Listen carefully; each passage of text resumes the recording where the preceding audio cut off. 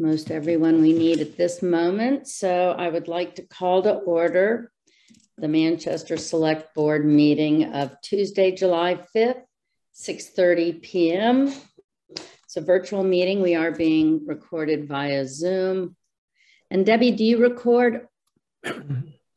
No, okay. We are being recorded on Zoom. And may I have a roll call vote, please, of all of the board members in attendance? Ann Harrison? Yes. John Round? Yes. Brian Solacey? Yes. Kathy Bellata? Yes. And Becky Jakes. Okay, wonderful. Before we get started, I would just like to thank all the many volunteers and the 4th of July committee and Cheryl Marshall at Parks and Rec, who, from what I understand, had a fabulous 4th of July celebration, which is not over yet. Tomorrow. Oh, tonight? Tonight. They have music. Okay, we'll start with public comments on non-agenda items. I will, to keep things moving along, limit them to 2 minutes and very specifically items not on the agenda. Is there anyone who would like to say something? Yes, this is Ron Skates. Okay, Ron. Yes, would you please state your address? Yes, Ron Skates, 4 Boardman Avenue. Thank you, Ron. I want to thank you for taking the time to speak to me about the recent decision to not go along with the vote regarding the call center in downtown. I think that you were very kind to me, and I appreciate the time. I think a case can be made for the call center, and I think a case can be made against it. But what really has troubled me is that the board has gone against the will of the people. And I think one of the points you made to me was that there weren't that many people voting in the election. If that's the case, then why are you seating 2 select people who were elected when the vote was the same for them in terms of total numbers? It seems like an inconsistency. It seems to me that you all were predisposed. And as I told you on the phone, my company was heavily involved in these kind of computer systems some years ago. We've never done business with the town of Manchester, and I wouldn't propose that. But I believe that the warrant that was sent out was heavily overstated in favor of going to the regional center. And as you may know, there are a lot of people in the Baker administration who view the regional center as a failure. And it's not being well kept up, and there are rumors that people are leaving it. That may or may not be true. My problem is I have a real problem with the board going against the vote of the townspeople. You did not need to put that vote on the town. If you did, I have a hard time understanding why you didn't go along with it. In particular, I have a hard time understanding if the reason was that you have not a very big turnout, then how can you say that the 2 selectmen that were elected were also legitimate? That's my question to you. By the way, thank you for taking your time to talk to me. There's no personal animosity here. It's just I believe that democracies get in trouble when the people at the top vote against the majorities. Thank you, Ron. I will address your first point, which is that not that many showed up. I think that's not exactly what I said. I may have stated the percentage, which was 35% of the registered voters. And it's not that we went against that, but to repeat and reiterate what Greg said and actually put in a letter in the Cricket was it was one metric of many we looked at. And no, there was no way that we disregarded what people said. We took it into account. As far as having the non-binding vote goes, and we have talked about this quite a bit, and I'm hoping that we can move beyond that to moving forward. regarding the non-binding vote, that was not a unanimous vote of the board.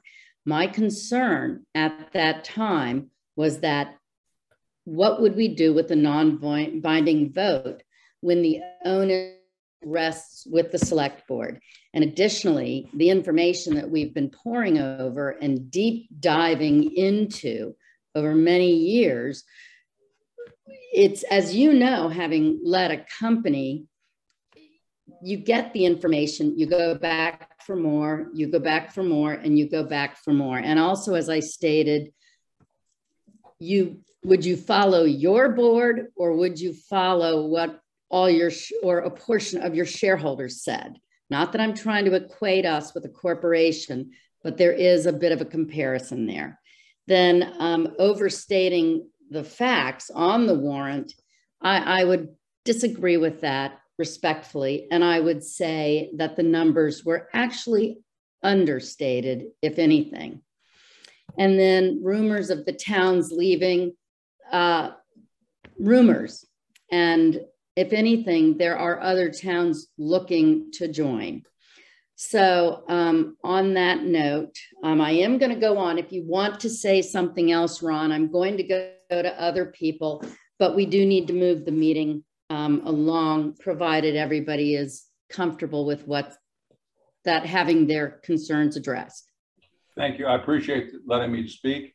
I think the two issues are, is it the best thing for the town economically, as you propose, or in terms of functionality? And the other is, my view, is responsibility of the board to do what the citizens want.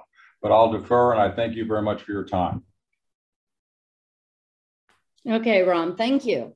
Would anybody else like to speak? If so, please raise your hand.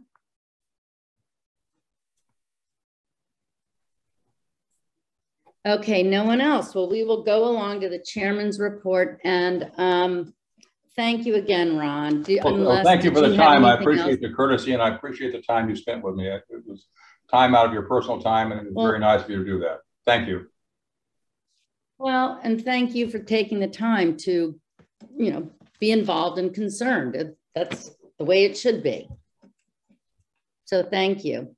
Greg, did you want to add anything to that? No, I don't. I think it's been said. Okay, good. Then let's go ahead and move on to drought conditions. Has everybody had a chance to look at those? And Greg, are we able to put those up on the screen for people to look at? I should have asked about that earlier, so that's my fault. I apologize. Let me see if I can quickly get to it. And it's not, if you can't, that's not a problem. I can just sort of very quickly read over. Why don't you do that while I work on? Why don't you go ahead and start that way, and I'll see if I can get this up. Okay. And I am bringing that up right now. So we have, there we are. Okay, so the town of Manchester is currently in a, I guess, stage 2, and mine's, there we go. Level 2 in terms of drought conditions, and that the state designates that as significant drought. It states that due to the over 3 months of below normal rainfall, once again, we're in drought conditions. So the last drought was January through August of 21. And while our own water supply seems to be fine, I think, thank you, Greg. I think we are much better if we're prepared to implement some drought conditions. So if we are able, if you could scroll up a little bit. Yeah, I'm trying to be. Yeah, yeah, there we go. There we go. I mean, and now the other way a little. So this shows the 4 levels. Level 2, significant drought. We're in the eastern part of the state. So we are in that level 2. So I think that we can I see Chuck on there, and if Chuck wants to speak to this in terms of what our own water supply looks like at this point, but I think if we could put this on the website in terms of when the website says what you should do, or what the state says you should do. And if it gets any worse, then I think we can implement some of those measures. Does anybody on the board have comments about that? Okay. Chuck, did you want to chime in on that? Yeah, I could say a couple of things. Just, you are looking at the state drought, which, does, state that the town is in a stage 2. I will say for our own water supply, that's not a metric within the state numbers. The state numbers are based on stream flow and, several other factors. However, they didn't include actual water supply levels. So, we do monitor that on a daily basis. Gravelly Pond right now is about a foot under full, but that, as you said, we haven't had a lot of significant rain. And so, we're down about a foot from full, but, that foot has basically come down in the last month. So, we've seen that drop. That doesn't take into account Lincoln Street well, which is our other main source of water. And that, is running normally. We're not seeing significant drawdown in the well compared to, this time at, any other year. So while the the metric is significant drought, our own system is a little bit more resilient than that. And we have not seen significant differentiation between this year's seasonal fluctuations and any other year. To put it in perspective, this time last year, we were at the exact same stage in our in Gravelly Pond.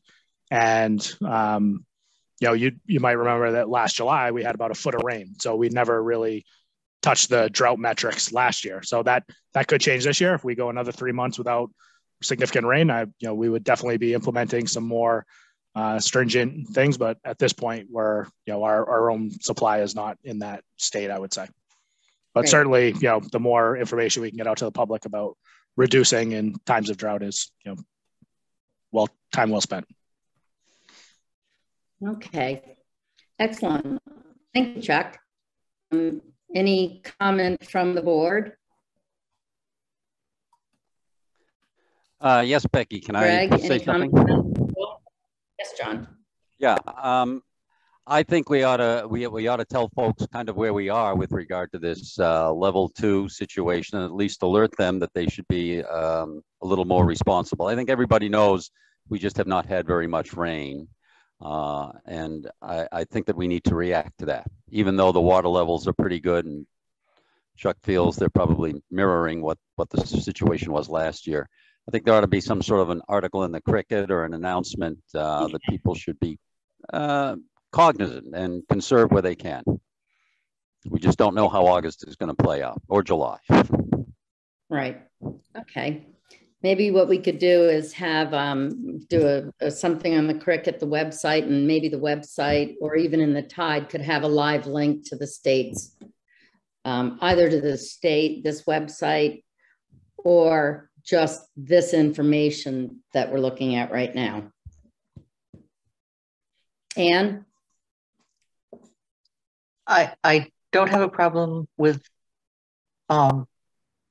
telling people what the state is currently saying, but if there isn't actually a problem in town, I don't want to get a reputation for crying wolf, which I think would hurt us if things actually got worse.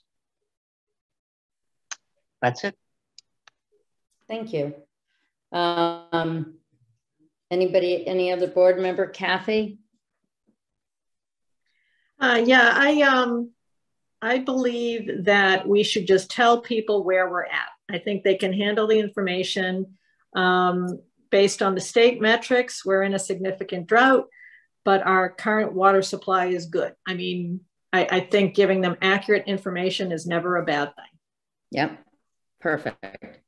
Okay, Brian. Yeah, I'm on board. I think that just be mindful of where we're at right now, but there are no immediate reasons to be concerned, but just be cognizant of what's going on. I echo everything else. Echo everything that everyone else has said at this point. Okay. Let's see.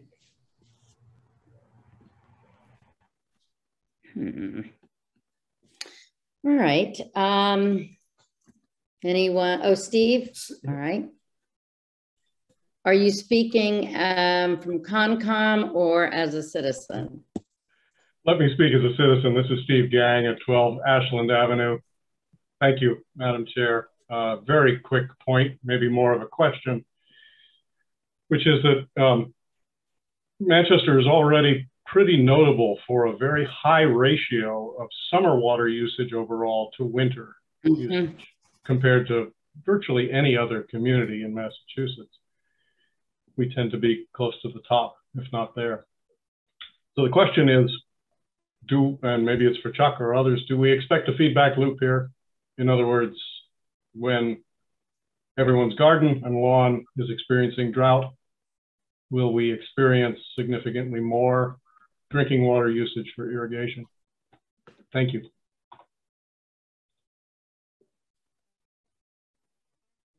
So certainly the short answer is yes. As things get drier, our use goes up. I think, Chuck, you're probably the best one. Yeah, Becky, you're breaking up on us.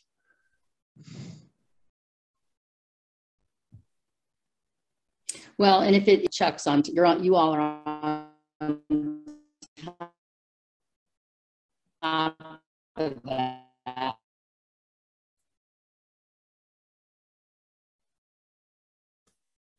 Yeah, Becky, I wonder if you can close your video. That might help. I was trying to have access to the appointments, etc. But I guess I won't. Okay. Is that any better? Yeah, that is better. Yes. Okay. All right.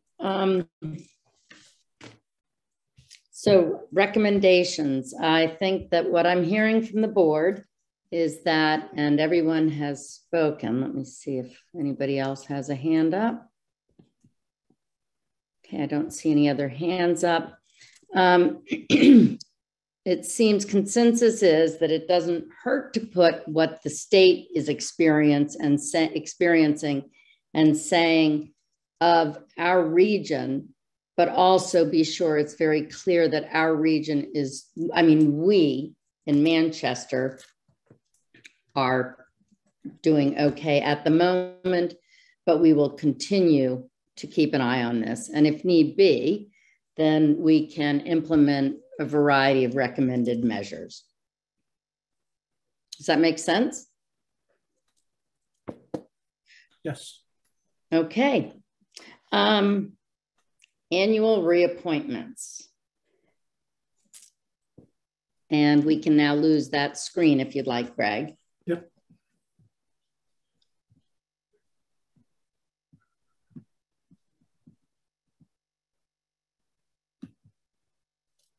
Thank you. All right, so we have annual reappointments and bringing that up. Okay.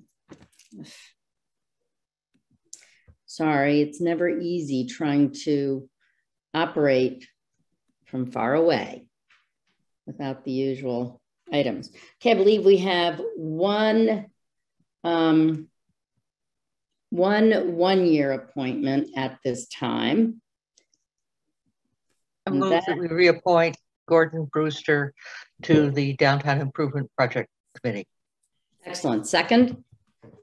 Second. Okay, roll call vote. So that was moved by Ann Harrison, seconded by Kathy Bellata. Roll call vote, Kathy Bellata. Yes. Brian Solacey. Yes. John Round. Yes. And Ann Harrison. Yes, we should give him our thanks. Say it again. We should give him our thanks. Absolutely. And Becky Jake says yes as well, with gratitude to Gordon. We have no 2-year terms. So for the 3-year terms, we have ending in 2025. We have Bike Ped Committee with Freddie, and I really apologize what I'm doing to your name, Chakurchia. And then Cape Ann Regional Planning Committee, Emergency Response Coordinator, Todd Fitzgerald, Conservation Commission, Sari O'Season. I thought it was Sarah, but Council on Aging, George Nicholas, Gas Plumbing Inspector, Dave Perrine, Open Space and Rec Committee, Olga Hayes, Parks and Rec Committee, Michael Coyne and Carly Blaisdell, Seaside One Committee, Jeff Parker, Welcome to Manchester, Leslie Beatty, Winthrop Field Committee, Michael Chapman and James Maroney. May I have a motion?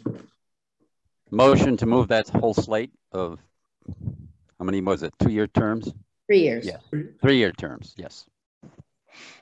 Okay, second? May I have a second? Second. Okay, thank you. Moved by John Round, seconded by Kathy Bellata. Roll call vote. Ann Harrison? Am I freezing? No. No, we got you. Okay. No, we can hear you, Becky. Okay, I think I lost Ann then. So roll call Yes. vote. Okay, thank you. John Round, Yes. Brian Solacey, Yes. Kathy Bellata, Yes. Becky Jake says yes. Okay, new licenses. All right. Starting with the 1-day alcohol license for the good golly, the Chamber of Commerce. Okay, for the Chamber of Commerce for the 1-day Festival by the Sea for a temporary wine and malt liquor license for the Festival by the Sea event, Manchester, Masconomo, 60 Beach Street, Manchester by the Sea, Mass, Saturday, August 6th, 2022 from 12 noon to 5:30 p.m. Area is to be fenced and bartenders must be certified. And this is Ken Reel for the Greater Cape Ann Chamber of Commerce. And thank you, Becky. Did you want me to speak to this? do any board members have any questions? No. Okay. Is there any public comment on this? Okay. Ken, if you'd like to, that's fine. Otherwise, I think we are ready to make a motion. Thank you. Enough said. Okay. May I have a motion? Move to approve the application for a 1-day wine and malt liquor license for the Festival by the Sea. Second. For the Greater Cape Ann Chamber of Commerce on August. If I might make a friendly amendment, Ann? You may read the whole thing. Or we may grant it that it's moved as written. Okay, that's your motion to make. Yep. Moved as written. Do I have a second? Second. Okay, moved by Ann Harrison as written, seconded by John Round. Ann Harrison? Yes. John Round? Yes. Brian Solacey? Yes. Kathy Bellata? Yes. Becky Jake says yes, unanimous. Thank you all very much. Thanks, Ken. Thank you. Have a great night. Appreciate it. Thank you. Okay, next on the agenda is for the used car dealer's license for Dean Collins. And Dean is here and raising his hand. Yes, and Dean, would you also just state your name and address, please? Dean Collins, 13 Highwood Road. Okay. Did you want to say something to this? Yeah, just in a nutshell, just it's something that I have done before several years ago, and getting older in age and going back to trying to wind down a little bit. So this is just a course of business to slow things down in my career, getting out of retail and going back to my roots. So if anybody has any questions, feel free to ask. I think in the letter I put everything up so everyone would understand it. I did, and I actually do have some questions. Go right ahead. And the first one is with your Western Surety Company. The issue date is October 31st, 2003. Correct. And is this something that never has to be renewed?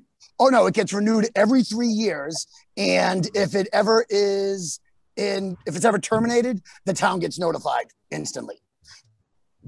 Okay, so is the town notified when it's renewed, or just when it is? Just when it's terminated. If it lapses, the town is notified that it was not renewed. So I checked with Debbie, and the town has never been notified that it has not been renewed. So it's in good standing. Okay, and my other question would be, if for some reason the dealers lots where you take the cars, if for some reason they couldn't receive them, where is your other place to put the cars? Or do you have other places? Well, I have, that you bring them up and they go straight to various dealers. Yeah, essentially, they're already contracting me and they're accepting the cars prior to me even purchasing them. So it's not like there's a downtime. They're telling me, because I've been doing this for 35 years now, they're telling me their wants and needs, say like Acura Peabody, for instance, BMW Peabody, and the list goes on. And the minute I buy them, they just get trucked right to their lots. And then if some odd chance there was an issue, it would just go right back to where it came from. Okay. I'll just go straight with the board. Kathy Bellata. So this is just a, basically you're a virtual broker. Correct. Is that? Yeah, there's nothing except me on the computer or on the phone is happening at the premises. But in Massachusetts, the town needs to issue the license. Correct. Correct. Okay, thank you.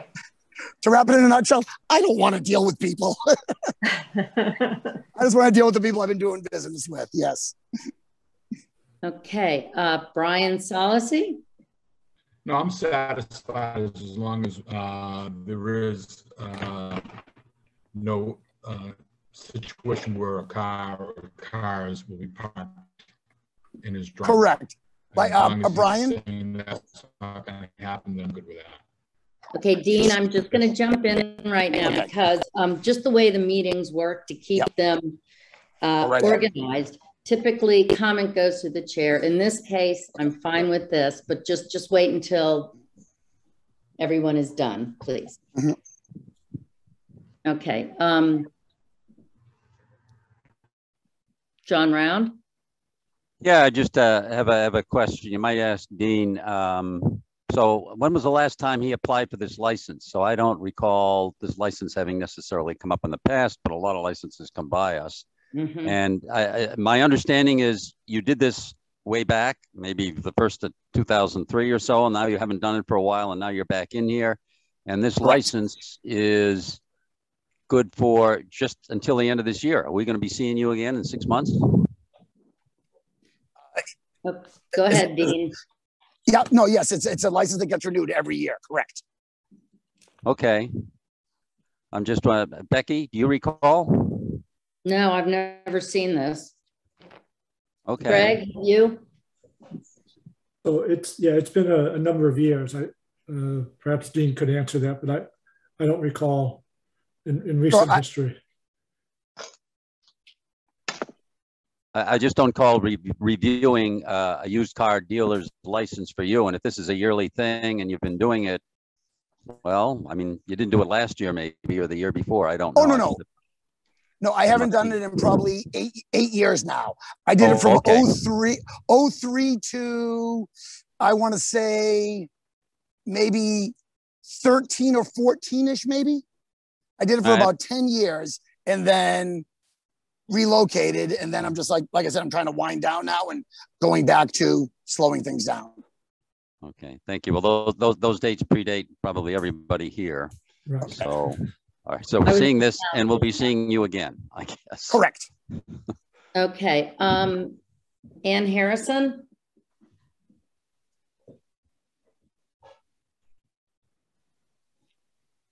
Ann? Is she frozen? Okay. Debbie, did you want to say something?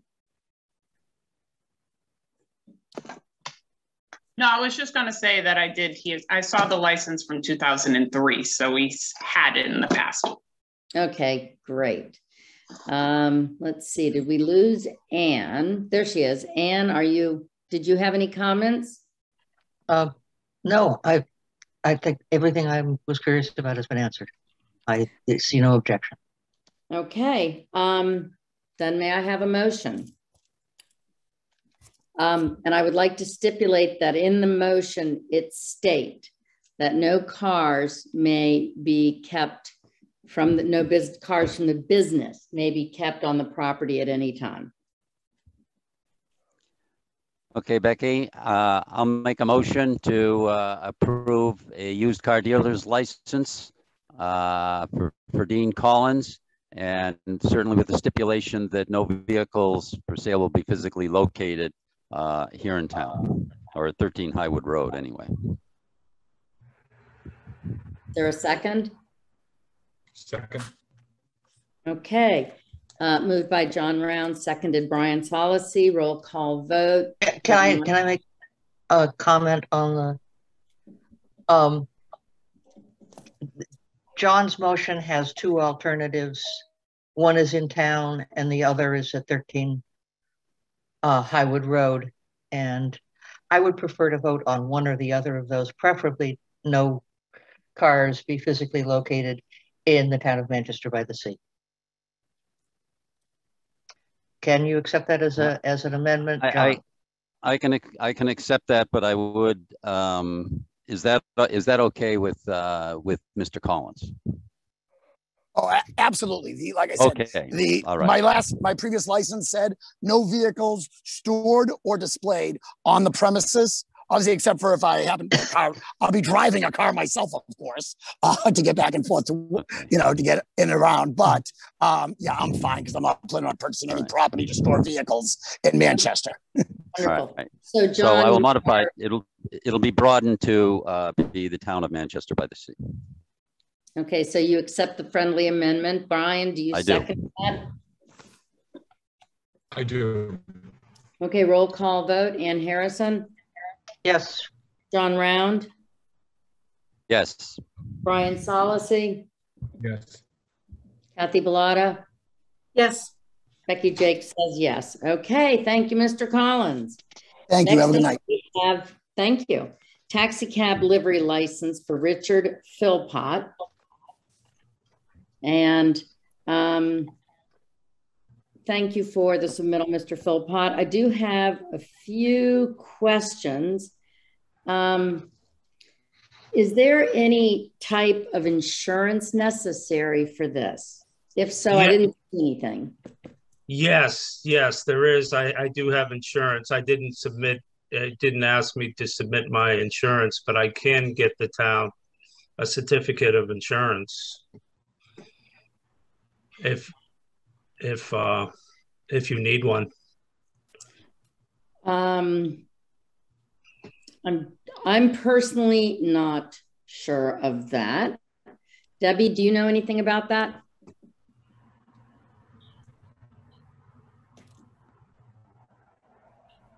No, this is the first taxi cab that I've seen in Manchester, and typically in Rockport, they do give insurances. So if he can supply that, that would be great. Yeah, I mean, this is not a taxi cab, it's a livery service, but same kind of thing. Yeah. Yeah, and just the proof of liability insurance would be good to have on record. Thank you. Kathy, do you have any questions? No, I don't. Brian?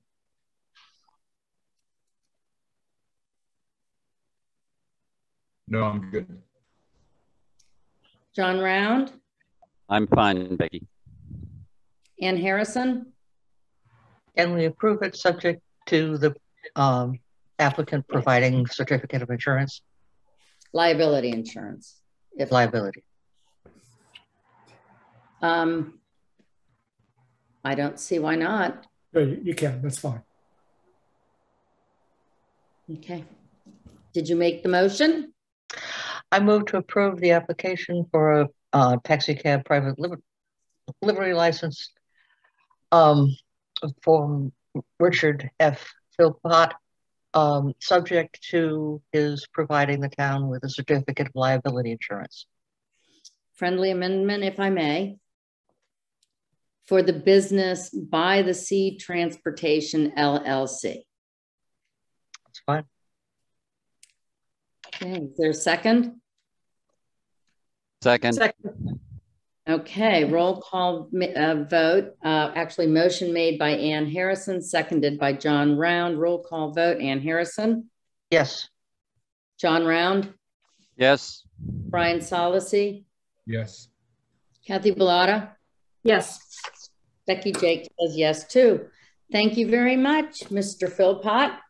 Thank you all very much. And Debbie, I'll drop that certificate off to you in the next couple of days. Thank you and good luck. Thank you. Thank you. Okay, so now we move on to reserve fund requests. And did everybody have a chance to look these over? Okay, Greg, are you going to be speaking to those? I certainly can. Happy to answer any questions. So the first three are reserve fund transfers. So this is the reserve fund that the Finance Committee has responsibility for. As part of the budget process, they're given a set amount of money to cover unanticipated expenses. And so these three remaining requests would use up their full amount, and the Finance Committee has voted to approve these transfers. So the first one is for $93,000 for fire department salaries. Second is for $68,48 for election expenses, and the last one is $35,000 for various legal expenses. Fire department salaries, the primary culprit for the overages and the need for the extra money is having one firefighter out for an extended period on an injury with some health issues, and then a second firefighter for a shorter time, but combined has meant that we've been having to backfill their positions for a good portion of the year. Anne, did you have a question about that?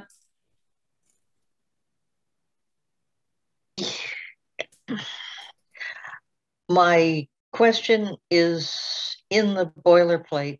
It says that the request must be made and transfer voted before any expenditure in excess of appropriation is incurred. And this looks to me as if we are backfilling. And should we change the form? Should we change our procedure? Should we just ignore the whole thing? Well, best to change the form. So we are often playing catch up on some of these expenditures. So how do we change the form? Is that? Yeah, that's our internal form. So we just can do some changing of wording there. That it's not necessarily prior to incurring of the expense. Okay. Any other question on these? Okay. Actually, I have one more question. Yep. On the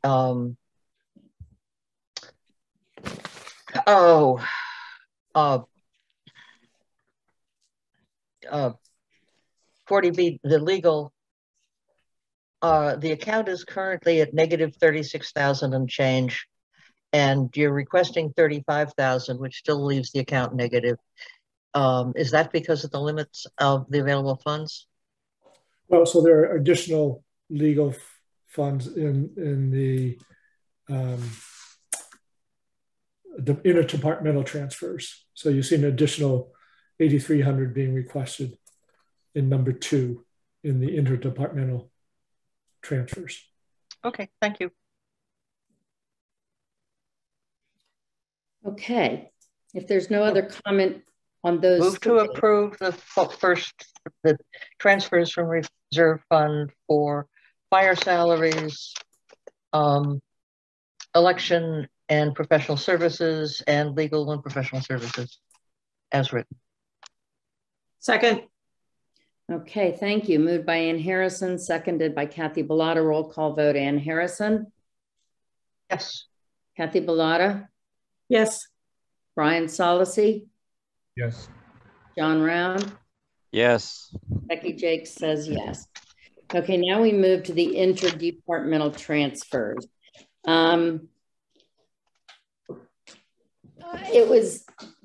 My questions were just sort of how the moves are determined. For example, you're moving health insurance to IT expenses under number 5. How is that determined? So it's basically identifying where there are some excess funds. And as long as they are within the general category of general government for this, then you can move within. So it's basically what's the deficit that a particular account has, and identifying a fund within the broad general account that has some excess funds and taking the excess funds to that. So there's no other magic besides that. Right. It's identifying where there's some freed up dollars that aren't needed and where those dollars are needed. Okay, my other question pertains to number 4, where it's regarding to police salaries and the OT costs higher. It said there was a letter from Todd regarding that, and I didn't see that letter. That wasn't attached, perhaps, to the request. Okay. So it was just it was detailing those expenses, and again, primarily caused by a long-term extended paid leave absence. Okay, all right, thank you. Kathy, you've got your hand up. Yes, I just had a question on I think it's number 6. It's the 8,000 for the additional costs to for the parking stickers. Yes. And I was wondering if you could explain what additional costs were incurred, because although I was not a member of the board at the time, I did happen to attend the meeting where this process change was approved. And if I recall, it was presented as an efficiency. And I'm not accustomed to efficiencies that cost more money. So there's a disconnect here in my head, and I would appreciate some type of additional info. Sure. So there was some additional cost incurred to fulfill, in particular, the way we did the stickers this year. I think there may be a less expensive way to do it going forward, rather than having an outside source provide all the fulfillment of those stickers. I believe we can do a little bit more in-house, but the efficiencies were not in cost, but in freeing up staff time. So it was a significant time saver for staff, and allowed the clerk's office in particular to focus on their other duties, which were falling behind during a typical spring, early summer crunch when we're trying to get all the beach tags and car stickers out to people. So was I'm sorry. No, go ahead. So was this additional cost, is it recurring, or was this a one-time investment? It would be recurring if we continue to do it the same way. Okay.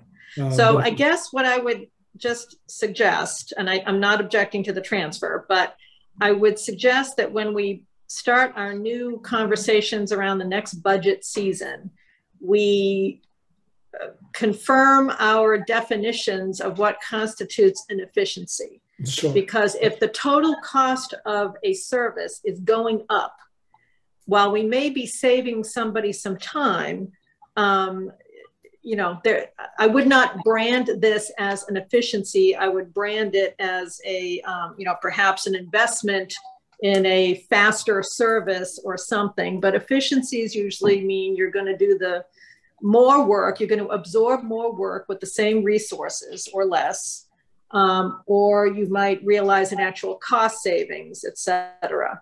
So I just think going forward, we would want to make sure we've got our definitions straight so that we don't misrepresent what is ultimately going to happen when we change a process or a service. Nope, Okay. that makes sense. Thank you, Kathy. Ann Harrison. My recollection is that when we voted to change the way stickers were delivered, it was presented as the stickers would go out with the excise tax bills. Right. And therefore there would be a cost saving because there would not be the additional separate mailing. And my question is when was it decided to do a separate mailing and why? Yeah, we simply missed the deadline for the excise tax mailing. So we had to do a separate effort. So that was one reason why we did not obtain the efficiencies that we had originally anticipated. Thank you. Don Round. Yeah, so I guess in a follow-up to that, Greg, can we assume that this coming year we will make the excise tax envelopes and we'll save all of that postage? Can we make that assumption? That certainly would be the goal. We need to review the whole process and to make sure that we've got it lined up correctly. I don't know how many cars are involved, but it's got to be a lot, like thousands and thousands. So it seems to me that there'd be some savings there. So if I understand this whole thing in general, in terms of presenting the financials at the end of the year, you've got your budget and you've got your actuals. And in some of these instances, based upon what's said here, some of these actuals are going to be over the budget, some are going to be under, but if you would total them up, it would be more or less come up to the total that you've got here, which I assume is kind of a wash or maybe a little bit under budget, because I think you said, Greg, we're going to run a little under budget this year. Is this a correct assumption of how this is all going to look? Yes. So even though this list of transfers that are needed, overall, the budget is coming under projection and our income is higher than projected. So we are ending the year in the black, if you will. Right, right. And those excess funds roll into the general fund balance of the town. Right. It seems to me you've earmarked, you said, well, this budget is under, this budget is over. Does it make any difference? Because at the end, you've got one big pot of money and you're paying bills and you just want to be at or below budget at the end of the year. You've picked specific types of accounts where you've said we're going to transfer the under budget margin from one to the excess need for another. You're just matching things up there. Is that I don't know how counting works, but I assume that's an internal accounting issue.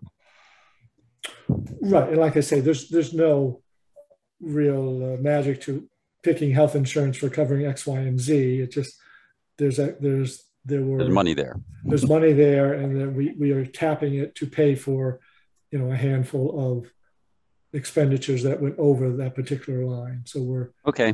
I just wanted to make sure. Thank you, John. So Greg, just to reiterate, or just to confirm that when it's being an interdepartmental transfer, it's not as if we're taking something from police salaries and putting it into Parks and Rec. Correct. Brian, any comments? No, I think it's well covered at this point. We're just moving from Peter to Peter. Then may I have a motion, please? To approve the interdepartmental transfers? I'll make the motion, Becky, to approve the interdepartmental transfers as listed. Do I have a second? Thank you. Okay, motion moved by John Round, seconded by Ann Harrison. Roll call vote. John Round. Yes. Brian Solacey. Yes. Kathy Bellata. Yes. Ann Harrison. Yes. Becky Jake says yes. Thank you very much. Okay. So now we are at the dispatch We're at the dispatch update, a little late. Greg, do you want to take this? Sure. So since your vote to move to the center, we contacted North Shore Regional 911, and they will take an official vote of their board on July 7th, a couple of nights from now. And once the board of the center which is comprised of the member communities, once they ratify us joining the center, the state will then send out to us an intermunicipal agreement, very similar to what you've seen in previous meetings. And so with that, with your vote and with that intermunicipal agreement, that is something that Becky as chair and myself as town administrator would sign on your behalf. And that officially gets the ball rolling. The two chiefs and I met with center staff last week. They are moving forward with lining up the various equipment procurement needs. There's various lead time with those equipment needs. So we were verifying what exact equipment was in the feasibility study, making sure that the numbers are accurate and doing any necessary updating. Reviewed the various equipment needs and what that equipment will do. Also talked about the recording management software that the dispatch center uses. It's called IMC, the company that makes this particular software, and that will be a change for us. And so we were just going over some of the details of the functions of that software and making sure it was going to be meeting our needs. And both chiefs have verified that indeed they are comfortable with that software. So that'll move forward. We talked to the center, about how they could help us in transition. We are anxious to obviously keep our current dispatchers on as long as possible. We hope that by offering them an incentive to do so, that'll be helpful to them. And we also talked to the center about them hosting some open houses for our current dispatchers, because we certainly would encourage them to explore employment with the center. So we will be setting that up for them if they want to take advantage of that, and we'll certainly encourage them to do so. So that's the short and sweet update. We are talking to the center again about some alternatives for transitioning to them in terms of how quickly it can happen, different scenarios. But we need more information on the details of that, and we'll be getting that to you in what will be regular meeting updates going forward. Okay, thank you, Greg. John Round, any questions or comments?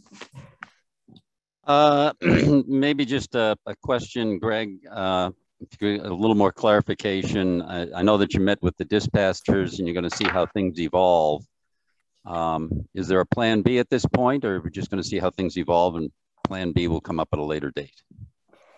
We're pretty optimistic, a new plan B, but I'd like to nail down some of the details before going into a lot of specifics on that.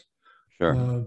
But I am optimistic that we we do have a fallback position if our dispatchers decide that they have better opportunities elsewhere sooner than we would be ready to go 100% to the center. Okay. I may ask that question again. Yep. No, and hopefully I'll be able to, hopefully I'll be able to give you a more definitive update on that. I should be able to very soon. Fine. Okay, Brian Solacey. No, I think that it was covered pretty well in detail. I'm pleased with what I hear. Okay, thank you. Kathy Bellata. Yeah, just one kind of comment. So since it was a board decision to join the regional center, it's my opinion that it should be a board decision if there is any desire to deviate from the services that the center offers. So in the feasibility study, there were a couple of instances where we thought we might want to use a different software or, service than the board than the regional center offers. And I would just suggest that if Greg, if you or the chiefs feel that that is necessary to deviate in some way from their common processes, technologies, and tools, that you bring those to the board for, in advance of making that final decision, okay? Because anytime there's variation introduced into a shared service, it winds up costing everybody more somewhere down the line, and it winds up adding complexity to any future process changes or upgrades. So I would just ask that the team, bring those issues, pros and cons, to the board before a final decision is made. Thank you. Sure. Yep, sure. Happy to. And Kathy, to that point, I mean, it's, even though Greg and I are the ones who sign, it would have all board eyes on it before that anyway. Yeah. Okay. Ann Harrison? No, with the caveat that Kathy suggested, this is fine. Okay, wonderful. Well, thank you for the update. And I guess we can move on to the special town meeting date. And I see we have Alan. Good evening. We have the two dates that are being proposed, one of which is Monday, October 24th. The other is Monday, November 14th. My understanding is that it would be more helpful for Diane if we could do the later date after the fall state elections. And we had polled the planning board, or the planning board had discussed it and opted for the October date. However, I did send out an email just asking to, why that date was chosen. And if they had any problem with the later date. There were 5 from whom I heard, and and this was all done separately, so it was not group email, but they were equally comfortable with November 14th. So Greg, did you or Alan want to speak to this? I'm pretty good with what you just summarized. This is obviously the postponement from the June town meeting. The focus will be on the proposed zoning changes that the planning board has been working on. As you indicated, the planning board talked about their preferred date.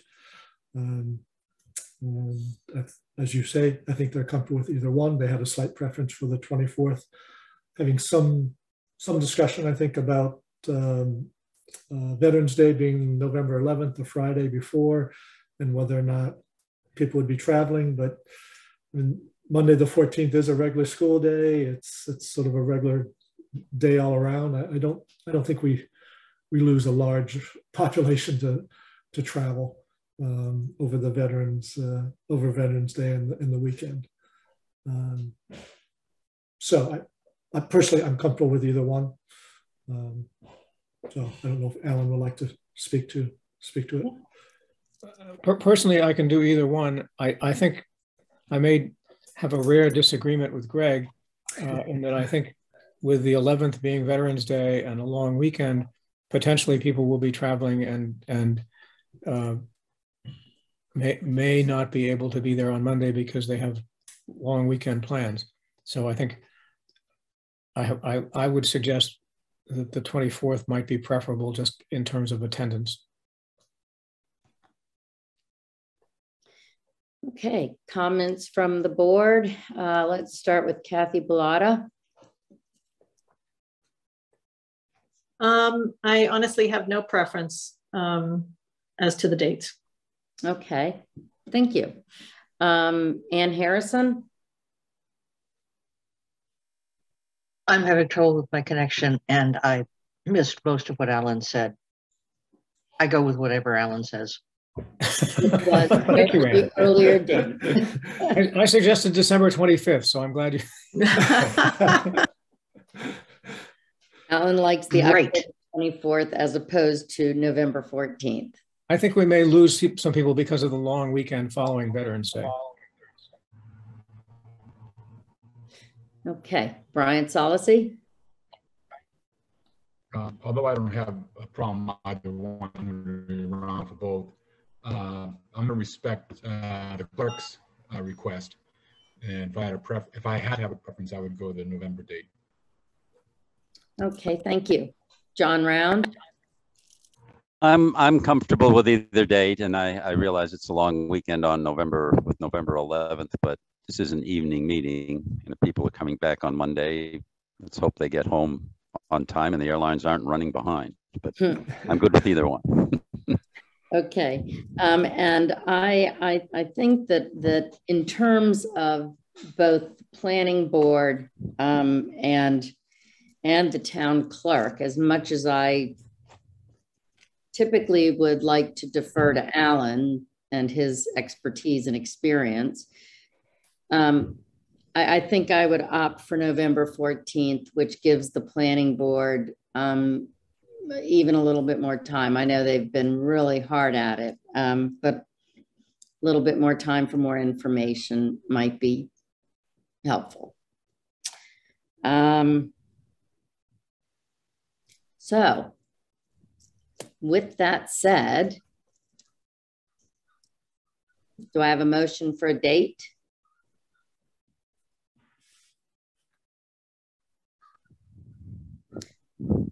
I move to schedule the fall town meeting for Monday, the evening of Monday, November 14th.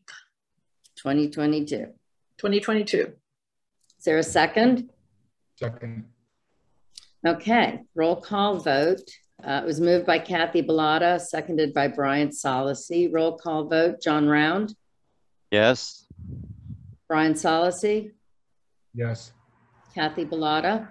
Yes. Ann Harrison? Yes. And Becky Jake says yes. So there we have it. Fall town meeting, Monday evening, November 14th. All right. Thank you, Alan. Thank Have you. a really nice night. Somewhere other than here. Okay, board and committee updates. That brings us to the Board of Health.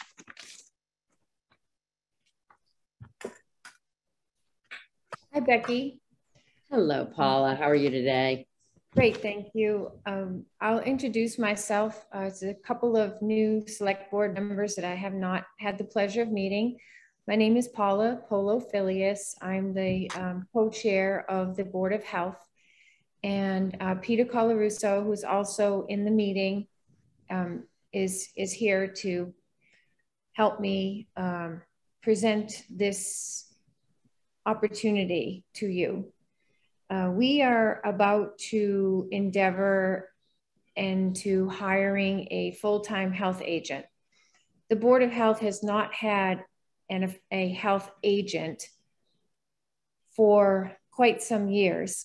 I was a member of the Board of Health on and off for approximately 8 or 9 years during the 1990s, and I've been back on the Board of Health again for the past 5 or 6 years. So I have the benefit of having the experience from then and now. And back in the 1990s, we did have a health agent. The health agent was shared with Essex. And at that time, Essex was not under DEP order to have a full-time health agent. So it was a part-time position for both communities. And there were a few other things that happened back in the 1990s. The Board of Health was, and there's reasons why I'm giving you this background, and I will circle around and it will all make sense when I'm finished. So thank you for tolerating all this factual historical information. So the Board of Health was once a 3-member elected board, and there was difficulty getting quorum sometimes with a 3-member board. And the decision was made way back when to make it a 5-member appointed board. So there would be a better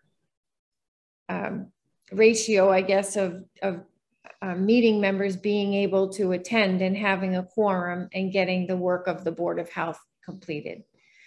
And also in the late 1990s, the town adopted a home rule petition. And these factors now are affecting what's happening in the Board of Health now. So when the Board of Health doesn't have a health agent, it also does not have a department head. So the Board of Health has been operating without a department head for many, many years. And the way that it has been operating is that the Board of Health has 2 sides. It has what we call the land side, which deals with when building permits come through the office and a home that's being built or renovated has a septic system. The Board of Health is the town board that reviews the plans. We have an engineer that's subcontracted that reviews the plans, whether it's for septic or wells, or emergency sewer connection, or the engineer goes out and does site visits to witness test pits, to inspect the system being built to make sure that it complies with the plans that were given to the Board of Health. Same with well drilling.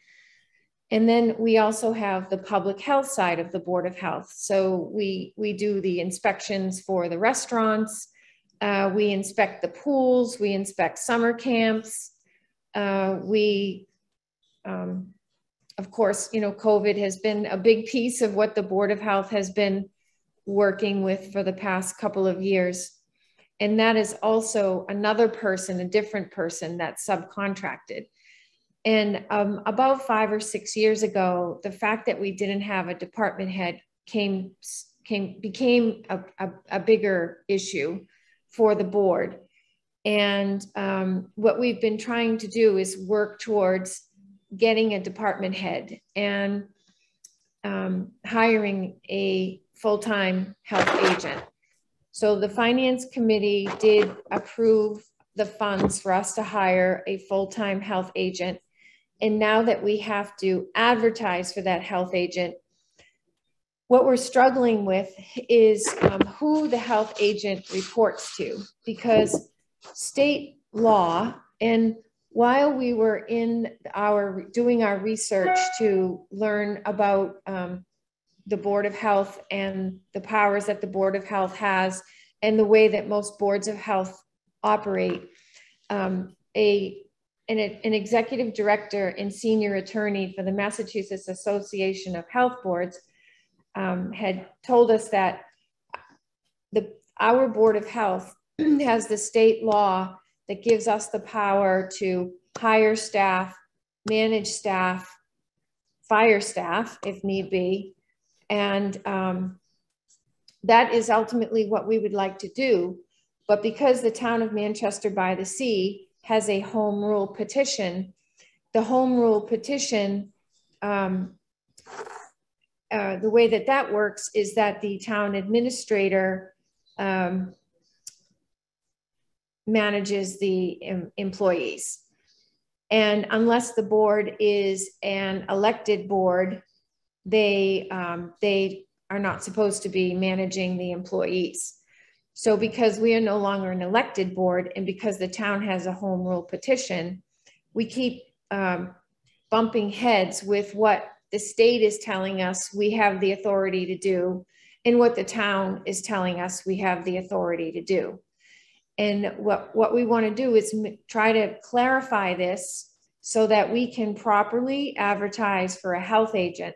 We really need to have the chain of command very clearly stated, because we want to have the proper management structure for this new employee to be able to work with and understand.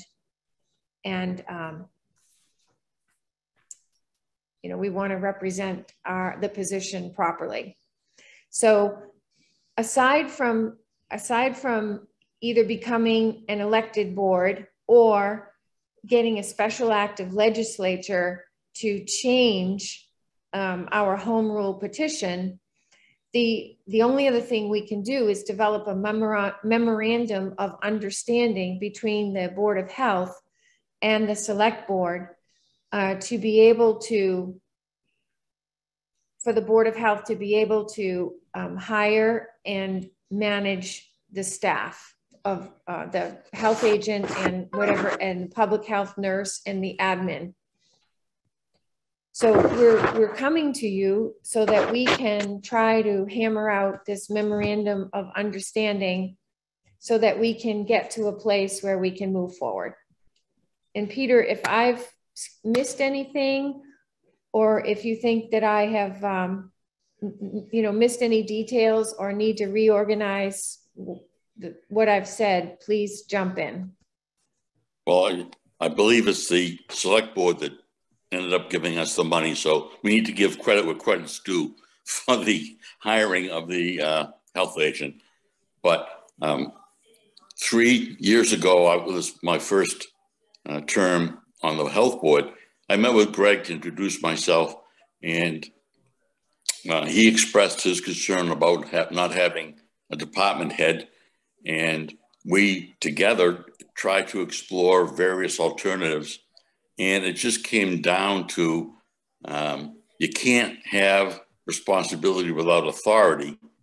And having the health department report to another department in the town, whoever that was, I think, Greg can correct me if I'm wrong, we were looking at counseling and aging as a possibility and the DPW as a possibility. I mean, we couldn't have made it more complex if we tried, unless we included having the select board okay every decision. For example, if the Essex Mosquito Control tells us you got 19 case of mosquitoes trapped and there's 19 of them with triple E, you need to spray, we would have to then go to the department head and say, we've been told it has to spray. Then they would have to go to, the staff at the health department would have to go to the department head to tell them that we need to spray. We'd have to go to the Board of Health, and then we would have to vote yes. We'd have to go all the way back. We could make it a little more complicated by having the select board with a vote in there too. But it's just, I was going to say it's not the way to run an airlines, but maybe that's the way they're running the airlines. I don't know. So we need some direction. Many towns kind of split the responsibility, which we're more than happy to do. The administrative, end of it is handled by the town. That's great. We don't want to get involved in that. We have enough things on our plate. But we'd like to be able to go to this health agent and say, hey, we need you to do this. We need you to do that. And then know the complexity of the situation and then know how well they did. I don't know an alternative. And if you folks can share your experience and give us some guidance for an alternative, we'd be more than glad to consider it. Hey, thank you, Peter, very much. And thank you, Paula. I would like to say that I wish we had the list of all the responsibilities that fall on the shoulders of the Board of Health to put up, because it's a pretty extensive one. And I do have some things to say, but before I do, I'm going to let Greg respond, and then I'd like to go through the board members. Greg?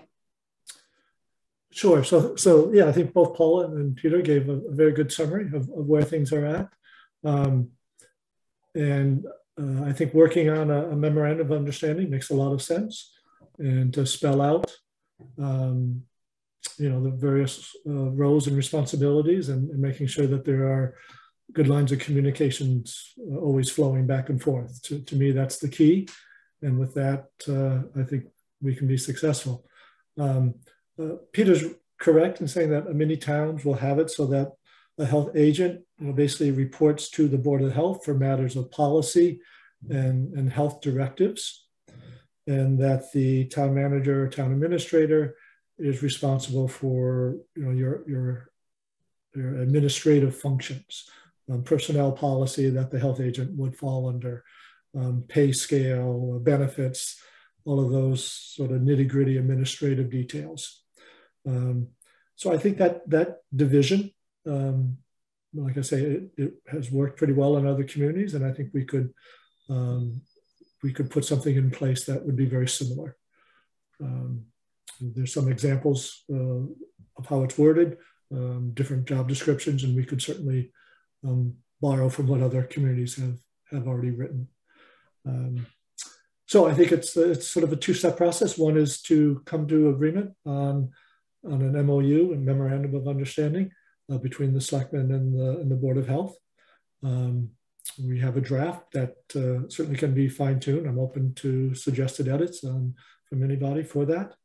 And then the second aspect is putting together the final pieces of the job description that would have that division of oversight, so that we can, for the Board of Health, keep that out on the street and get going on interviewing candidates and hopefully making a selection.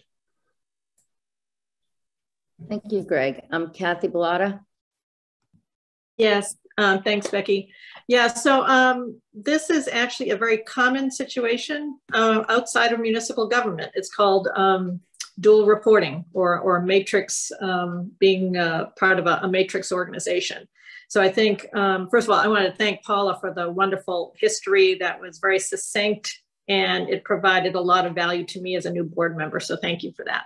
But this is really common, and I think Greg outlined exactly right the way it's normally done in the corporate world. Is you have an employee who is a dual report.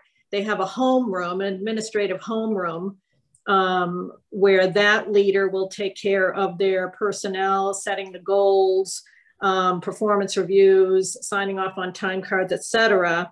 But it's a cooperative, collaborative relationship with the peer organization, in this case, the Board of Health, right, to set those goals, and to, Greg would get input from the Board of Health in order to conduct the performance review, et cetera. So I think this is a very common thing that happens outside of municipal government. I think Greg has it outlined very well in his comments. And the only suggestion I would have is, with respect to the memorandum of understanding, is rather than one long list of verbiage on how, on what the understanding is, I would separate it into two sections. Here are the specific responsibilities that the health agent will report to the Board of Health on, and here are a second section. Here are the specific things that the health agent will respond to the town administrator on. So just visually making it crystal clear, that visual separation will help a great deal. But I think just Greg outlined exactly the way these things normally work.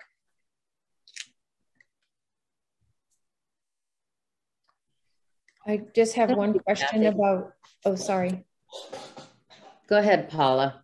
Oh, okay. So if the Board of Health is hiring this health agent, would the health agent report to the Board of Health? So Becky, I'm not sure if that question was directed to Greg. Paula, is that something you're saying you're asking Kathy to clarify based on the two sections? Or Well, is that just yes, if the Board of Health is the board that is hiring this individual or whatever employee the Board of Health has, does the Board of Health, what I would like to understand is if the Board of Health is hiring this person, does the Board of Health also responsible? I would like to think the Board of Health would be responsible for their performance review and also, you know, whether they would continue to be employed by the town based on their performance. Go ahead, Kathy. Yeah, so once again, this is a, you have to think of this as a team effort, right? So it would be my expectation that if the, you know, the way these things normally work is administratively, the person typically, whoever signs the time card is the one who has quote unquote hired the person. However, this is, the person is being hired for a specific domain expertise, which would certainly be under the Board of Health. And it's a very difficult, it's an uncomfortable thing to kind of, the first time you do it, to cooperate on a hiring decision, cooperate on a performance review, set goals, et cetera. But these things typically are not as difficult as they may seem at the outset. And the cardinal rule is whoever signs the time card is the one that hires and fires, but it is certainly a joint decision, right? Because if the person has responsibility in two different areas, both leaders, typically you would want them to agree. So that, I'm not sure if that helps or confuses you more, but typically whoever is signing on the dotted line that this person has worked and gets paid is the one that's ultimately responsible for the hire. But certainly if in this specific example, I can't imagine Greg wanting to keep on a health agent who wasn't performing well in the eyes of the Board of Health. I just can't imagine that scenario. Okay, what I'm going to do, Paula, is go around to the other members of the select board, and I do have some things on that as well. But I would say that, Greg, if there's a clarification from that one of us says that you feel you need to make a clarification on before it goes to Paula, please do that. So I guess we already have some examples where I think it's working pretty well. So the library trustees and I jointly interviewed and hired the new library director when that changeover occurred. The planning board and I, when we hired a town planner, that was a joint effort. Actually, I think, Becky, you were on the planning board at the time. When we did that, and I think you were involved in that process. So I think we do have some examples where it has worked well, and I would agree with Kathy that I would see it as a joint effort and would strive to reach consensus with the Board of Health and myself as we move forward. Thank you. Can I, Greg? Madam Chair, may I please? What I'm trying to keep from doing, Peter, is I'd like to hear from the board, okay. and then we'll come back to you and Paula for sure. Okay. So just, I know I have to write things down, or maybe they don't come back to me. So go ahead. Yeah. Been there, done that. Yep, we'll come back, Peter. Thank you, Brian Solacey. Yeah. To Greg's point, the model is in place, and I don't see why we have to deviate from that. I think as long as there's a consensus with the board, and the ultimate, I guess the ultimate authority is still with Greg as a town employee, but he works cooperatively and in consensus. And I would continue that model in this particular case. Thank you, Brian. John Round. Yes, Becky, thank you. It's all, excuse me, it's all going to come down to this memorandum of understanding. I can see that we're all in possession of this note that came from KP Law, kind of advising us on that. In the end, they just said, hey, the select board, the town administrator, and the Board of Health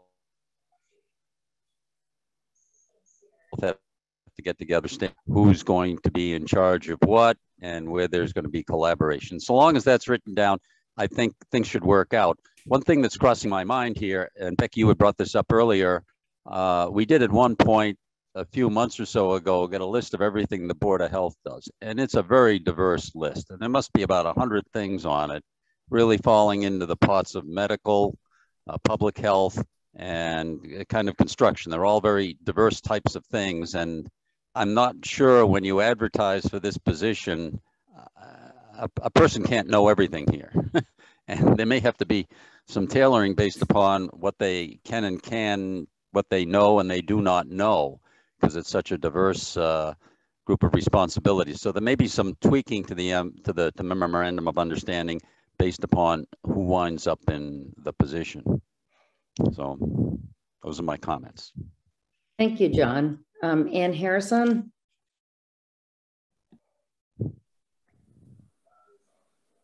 I certainly agree with Kathy that the matrix management model is common in industry, and with a clear understanding of which report goes, what activities are under which supervisor, it can work very well. Freeing, well, in my case, it was technical leadership from bookkeeping, and the technical leaders were delighted not to have the bookkeeping. So I agree there needs to be a clear understanding of what part goes where, but I think it's workable that way. Thank you, Anne. And my comments before I go back to you, Paula and Peter, I think, based on what we've been advised by town council, who's been in touch with the DPH attorney, Department of Public Health attorney, it's pretty clear what the responsibilities are in terms of oversight. And I personally am reluctant to have the administrative oversight for one department be moved. But I also recognize that the department, the Board of Health, does have to function in an independent manner. So I respect that. And to what everybody else has said, it's going to boil down to the MOU, the Memorandum of Understanding. I had one, and before we get to that, Paula and Peter, what would you all thoughts on what people have said? Paula, may I go before you, Paula? Or yes, please do. Okay. Personally, I have no interest whatsoever in any administrative tasks.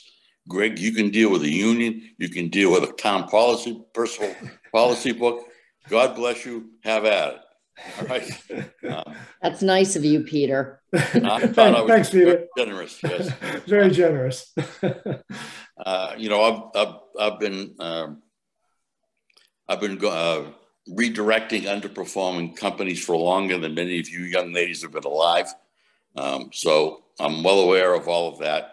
I would ask that if you're going to use a model, that you find a model for other health departments, because we do have that proviso, Greg, about the Chinese wall or the perception of the town management influencing public health decisions, which the Department of Public Health gets very nervous about.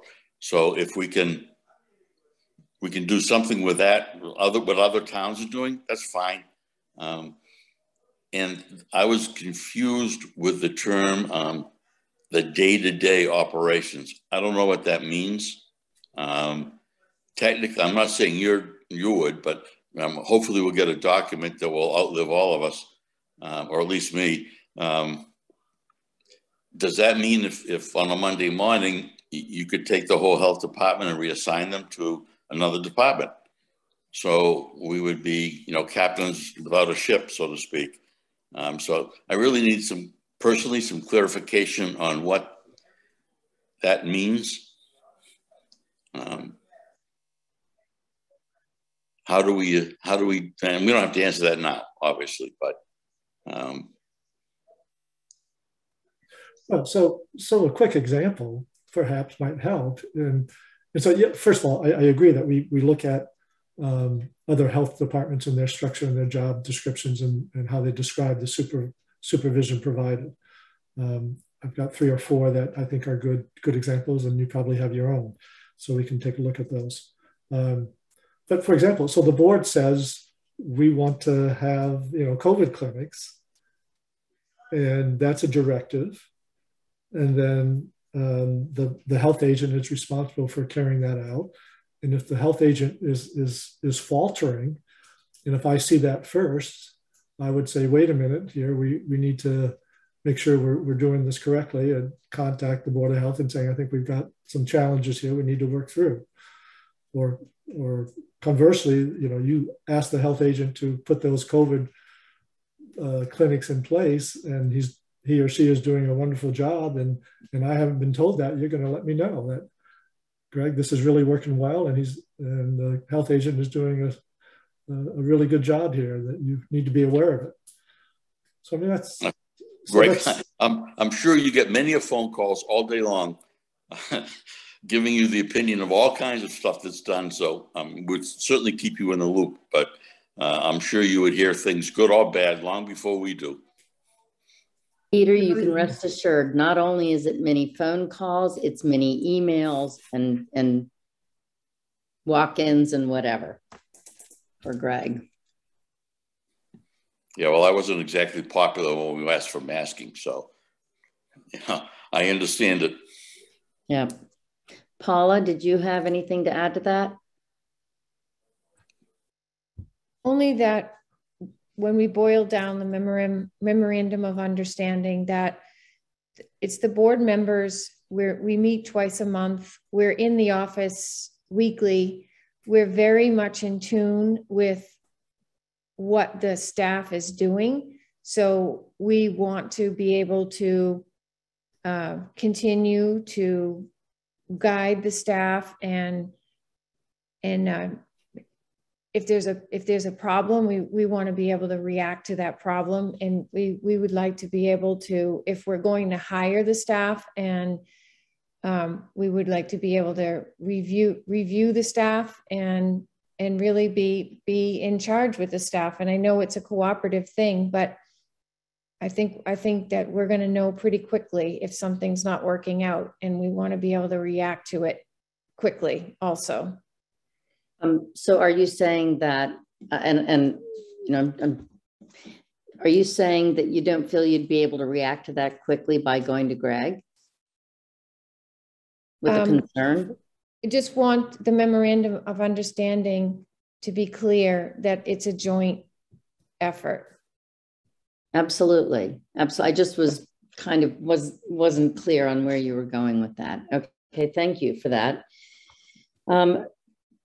I did have a question on number 6 under procedures. And if we're coming up with a memorandum of understanding, and it says any initiatives that involve the Board of Health staff will be reviewed and approved by the Board of Health as an initial step, including any potential. So what does it mean by an initial step, Greg? I mean, either they're doing it or they're not, right? So what am I missing? So, maybe we can add some language here, but this is really talking about new initiatives. So the new initiatives would be first approved by the Board of Health before they would be acted on. So the Board of Health would be in charge of what those new initiatives are. So that's under their purview, not overseen by you. Is that what it's saying? Well, so again, the Board of Health is making the decision whether or not to do that initiative. And then I would be involved in helping to make sure that that initiative is carried out. Okay, so that is their decision. It so would be under this. So what it really speaks to is that, if the staff or I have some ideas of what a new initiative should be, we have the responsibility of going before the Board of Health and presenting that to them for their approval. Okay. So I think we've got a nice start here. We've opened a door for dialogue, and it seems everybody is in agreement that we feel we should be able to come to some memorandum of understanding. Does everybody feel that way? Thumbs up, nods of head. Okay. Excellent. Peter, I know I can't see your thumbs, but that's okay. Okay, that's great. So I don't think we're going to be able to hash out an MOU this evening. No, that wasn't the plan. Yep. But so Paula, what do you see as what you'd like to see as the next step? We would like to come to the next. When is your next meeting? It is the 18th. July 18th. Yes. Okay, if possible, we would like to be on your agenda so that we can have hopefully a memorandum of understanding that's been combed through and possibly ready to move forward on. Because once that memorandum of understanding is in place, we can then, and we'll bring job descriptions that night too. So hopefully what we can do is move forward with our job description and advertising once we nail down the memorandum of understanding. Excellent. I think that would be great. Greg? Yeah, sounds like a good plan. Okay. Any objection to that from the board? Okay, wonderful. Paul and Peter. See you in 2 weeks. Thank you all very much. Thank you. Appreciate your time. Oh, thank you. All right. We move on to water task force. Steve, are you speaking to that one, or who do we have? Yes, I am, Madam Chair. Thank you. And greetings, veteran and new select board members. I'll do a few things in 5 minutes here. Please, somebody keep me honest about that 5 minutes. I'll review the chronology, how we got to where we are today with this task force, give you our current status and mention a few things that we've made progress on already. The chronology is that you authorized this back in November of 2021 as an effort to create strategies for ensuring quality and quantity of drinking water for the next 50 years. You gave us 18 months to sort that out and make some recommendations. And you gave us a budget for startup expenses, which we're very grateful for. We spent the first 2 months recruiting members and identifying key issues, and we had a kickoff meeting at the end of February with 16 members and alternates representing the select board, the planning board, CPC, open space, Concom, and the stream team. We also had ex officio Chuck Dam, Nate DeRosier, Sue Brown, several other volunteers. And importantly, you gave us Sue Croft as a part-time coordinator and manager. And I just have to shout out to Chuck and Nate and Sue, who have yet to miss a single meeting. We've been meeting every 2 weeks.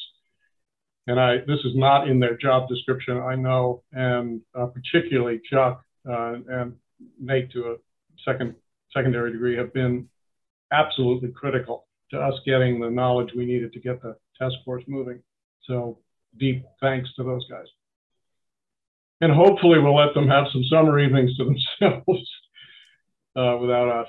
Anyway, in the first 4 months, we divided into 6 working teams to tackle usage and demand, which would include conservation, supply and sources, which includes protecting watersheds, the effects of climate change, maintaining quality and contaminants that we need to worry about, citizen awareness and engagement, and then an all-important one of how the town can create greater responsibility, authority, and accountability. As I said, we've been meeting on Zoom about every 2 weeks. The teams take turns giving status reports. Excuse me, there's a train going by my new abode. We have surfaced a bunch of key issues. I'm going to mention 5 of them here because I want to be sure that these issues are on your radar, not to keep you awake at night, but to be thinking about, because we're going to be coming back with some suggestions and recommendations about them. They are not short-term issues. None of them has, as far as we can tell, a silver bullet. They're all going to take some long-term effort for long-term change. The first is protecting our watersheds, which means cooperating with neighboring towns, acquiring or restricting land so that it stays more natural, and increasing regulatory protection. Busy night on the railroad front here. Second is finding and readying a third source of drinking water. We don't need that today, happily. But for a variety of good reasons, we're going to need to have it ready in the coming decades. Third is supporting DPW in dealing with conventional and emerging contaminants. They are the front line, the troops guarding the border for things like PFAS. Fourth is encouraging real conservation before it's urgent, and not in a sense of urgency, but in the sense of prudence. So, for example, finding ways over the long term to reduce the usage of drinking water for irrigating lawns and gardens. And fifth is informing citizens more about drinking water issues without alarming them. A few things we've done to date. Number one, we received a generous $80,000 budget from town meeting. Thank you for everyone involved in that for fiscal year 2023.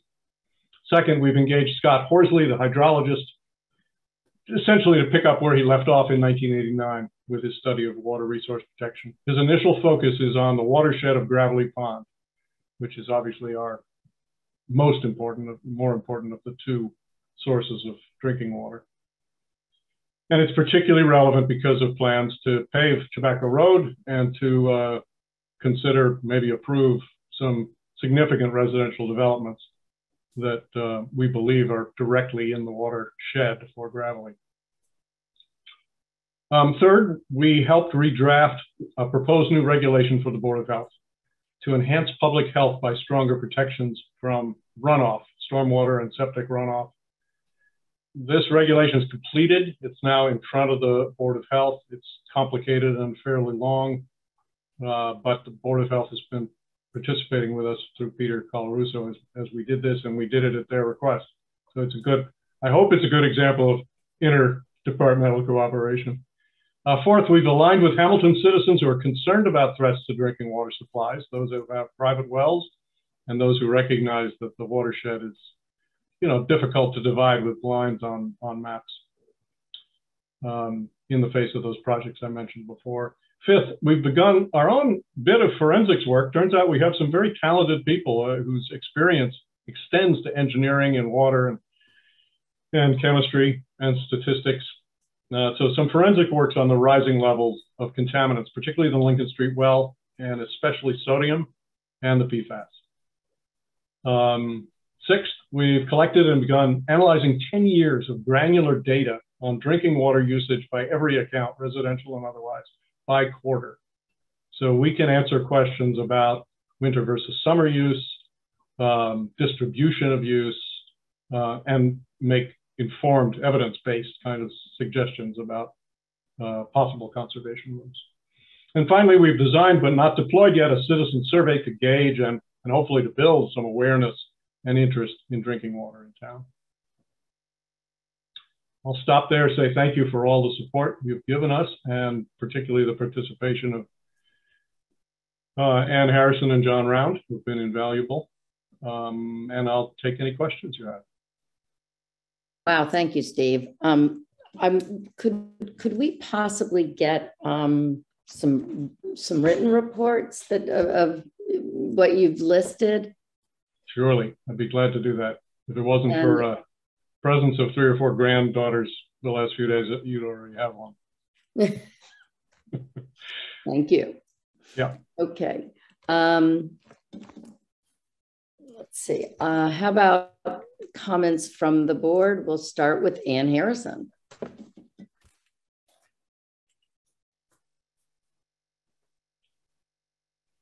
Okay.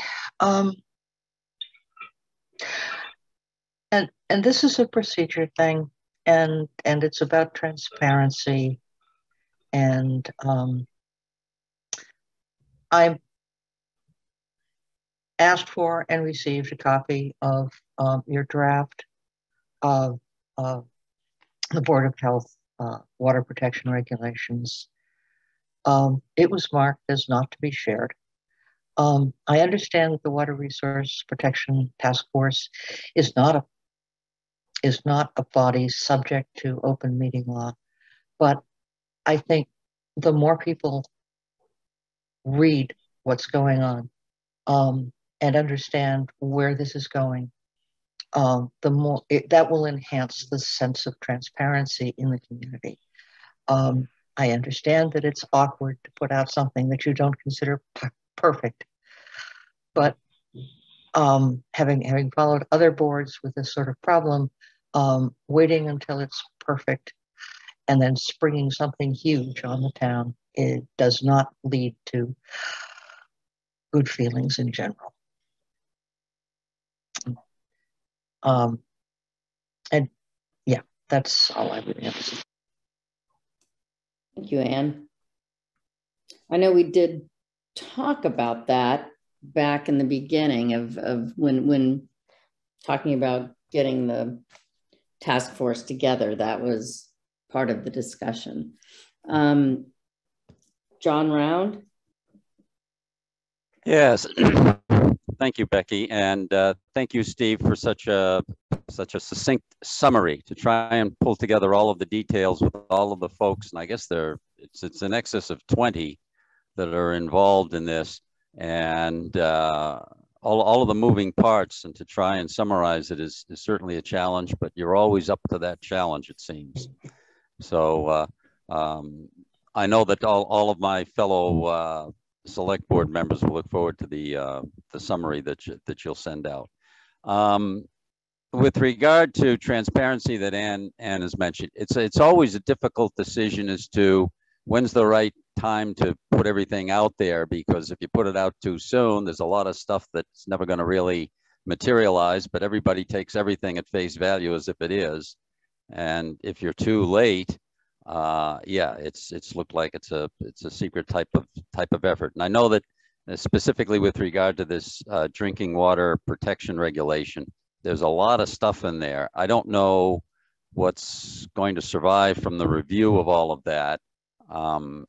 I think we need to do some benchmarking with regard to that, because I don't know what other towns are doing in this regard. I think it's important that we need to do something, but how much, I really don't know. And I know that that document covers an awful lot of ground, and it needs a little bit of work in terms of what's worked and not worked with other towns that have, I assume, got this type of regulation in place that really deals with various analyses that should be done, as well as certain specifications with regard to water, and when there are buildings that are going to be built. But I've got to say, just in general, I'm very impressed with the team. It's moving ahead, and you know, so many of these groups, a year and a half, are they actually going to finish? I think this team's going to finish in a year and a half. It's really made a tremendous amount of progress in the first 6 months. Excellent. Thank you, John. Peter, I'll come back to you. I'm going to go through the rest of the board first. Brian Solacey. Thank you. I want to applaud Steve for what he's done and how he's presented to this point. And obviously there's a lot of work to be done going forward. And we do each other a disservice by trying to speculate what's going to go out there. I would just say let's plod along and get it done the right way the first time. And I appreciate and totally support Ann's desire for transparency. So if we can check both boxes by either alerting the public that this is going on and maybe release portions of the report as we see fit, or as the board sees fit, we might be able to take care of both, inform the public as well as get a concise report out. That's just my feelings. Thank you, Brian. Kathy Bellata. Yes, I also want to thank the Water Task Force team. As a new board member here, I am getting up to speed on all of the great work that you've done. A couple of suggestions and then one question. I agree with Ann that, you know, transparency is something that we are really striving to improve here. And one suggestion might be something what's called what's in and what's out, or here's what we know and here's what we don't know slide. You know, it's a way of letting people know, you know, here's what we know, but in the same visual, right next to it, you can list, here are the things we don't know or are working on. And that way, it's a way of informing the public that there's more work to be done. It's not final, it's not draft. So that's one technique that maybe would be helpful. I agree with John on the benchmarking, because whatever we think we might need to do, whatever recommendations you come forward with, I'm always the type of person to ask, well, what are other towns doing? Where are the benchmarks? So I would agree that that's a great step to take. And then just a process question. Since the select board is the board that created this task force, I guess I'm a little surprised that, I guess I'm wondering, what is the process here? Should the recommendations be coming back to this board first before tasks are undertaken with other agencies or other towns? I'm just, like I said, just trying to get up to speed here on what the intent was by the prior board. Thank you. Thank you, Kathy. And that's a very good point. Yes. As I recall, recommendations are supposed to be brought back to the select board. And let's see, Peter Colarusso, you have your hand up. Thank you, Madam Chair. I'd like to answer some of those questions. I believe that Scott Horsley did a quick review of this, and he said it was almost identical to, I believe it was 19 other towns, and he rattled off those towns who have existing regulations now. I don't remember the names, quite frankly. The proposal is now being reviewed by the EPA Clean Water Group and by the Department of Environmental Protection. when they're done, our intent was, the Board of Health's intent wasn't, please, if you have a better way to do this, we want to make sure we were staying within the boundaries of the legal way to, present this, is to vote at our next meeting to have a public hearing at the end of the month. And then I believe we have to put that in the newspaper, put it on the web, publicize it 10 days prior. So we're working on, with the cricket and getting it on the website and having a link so that anyone who is interested can look at it. I don't think we have any hope of having it be perfect. And we fully intend to address any technical or pertinent comments at the public hearing, make amendments before we adopt it, and make amendments going forward as we become smarter on the whole project. So if anyone has a way that we can make this more transparent, by all means, please let us know. But we thought we were following the standard procedures at the Board of Health. Thank you, Peter. Yeah, it's because this is not the way the task force is set up. They're not, they don't fall under typical meeting guidelines, as I recall. Is that correct, Greg? Well, I think the guidelines are, as you suggested, Becky, that the task force was created by the selectmen, and the task force is reporting back to the selectmen before any of their recommendations go forward. So I think it's a little premature to be having the Board of Health hold a hearing on proposed regulations that you have not seen yet.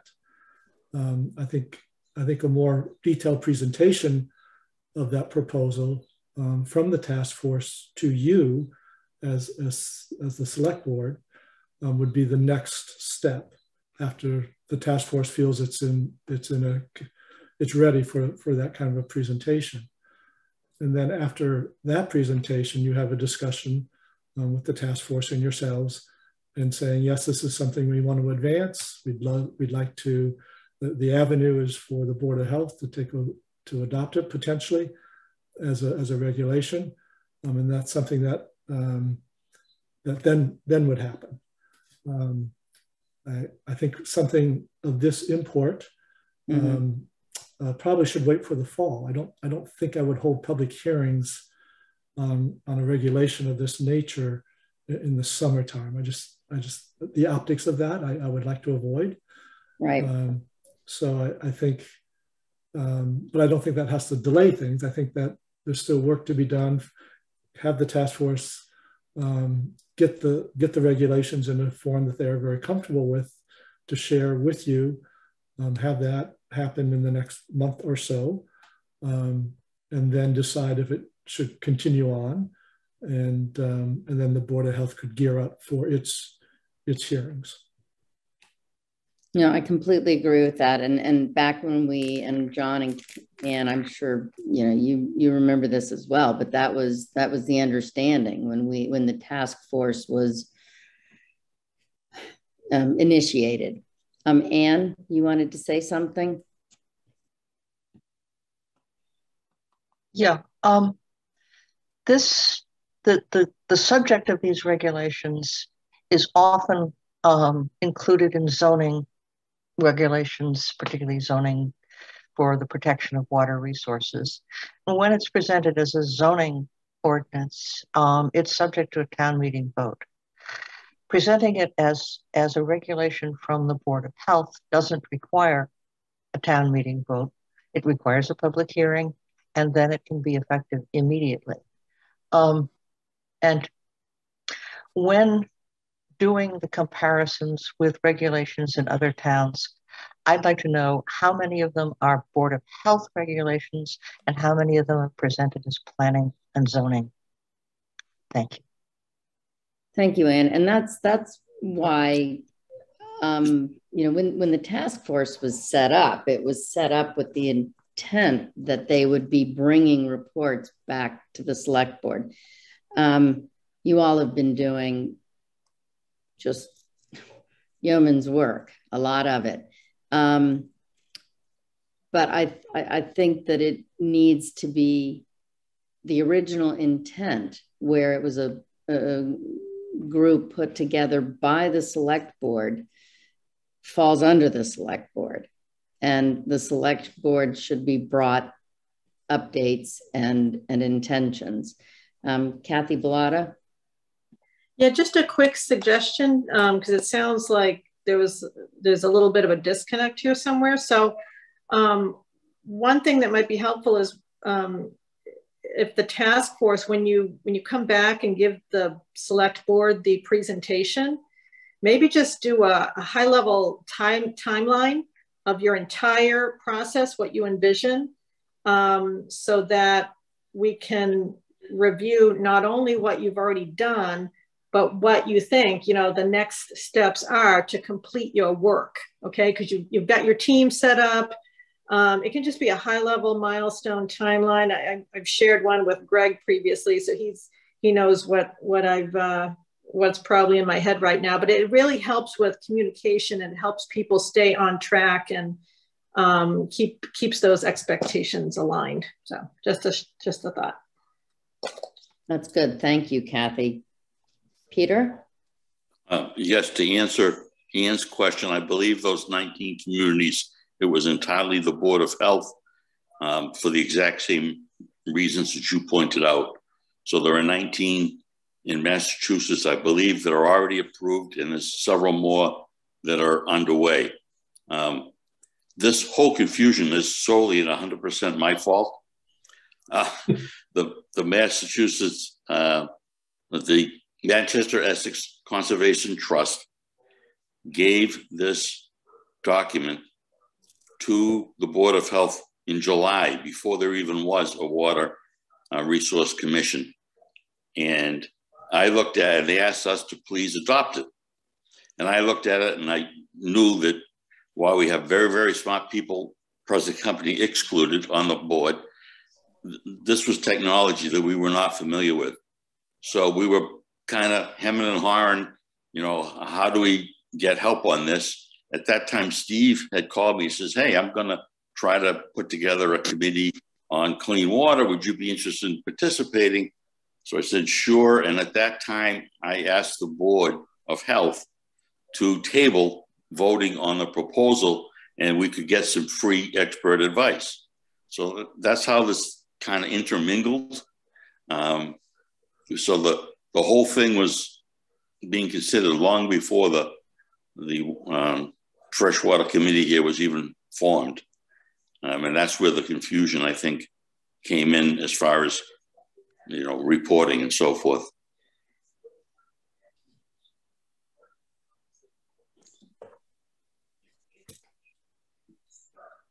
No, I'm not muted. Okay. Thank you, Peter. Steve? Thank you. These are valuable points. And I have three quick points in response.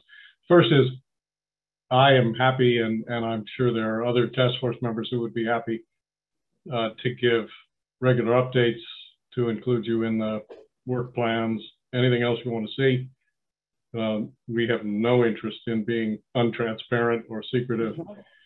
Secondly, you do have 2 of your members on the task force. So you have, and the reason we did that with planning and select board was obviously so that you'd have an immediate line of communication and updating. So, please turn to them first as well. And third, as Peter has just explained, these aren't recommendations we're making. This is advice we're giving based on a little bit of expertise from some of the task force members and a lot of research by some task force members and by Scott Horsley to fill a gap that the Board of Health felt. So it probably falls in some gray area between a formal recommendation and a assistance on request to another board. But I apologize for not considering that it could be seen as a recommendation. And Anne, I commit to erring on the other side whenever possible in the future. Thank you, Steve. I will say we have stopped doing our liaison updates. It's on tonight's agenda to discuss getting that going again. So there is by no means fault on one side alone or one set of shoulders. There's plenty of that to go around. So thank you. Anne? I'd like to recommend that before this topic comes in front of this board again, that as soon as possible, you make the draft available to the whole of the select board. I understand that there's it's a lot easier to understand if it's a single page with a few boxes and arrows, but for me, the devil is often in the details, and boxes and arrows tend to elide some of that.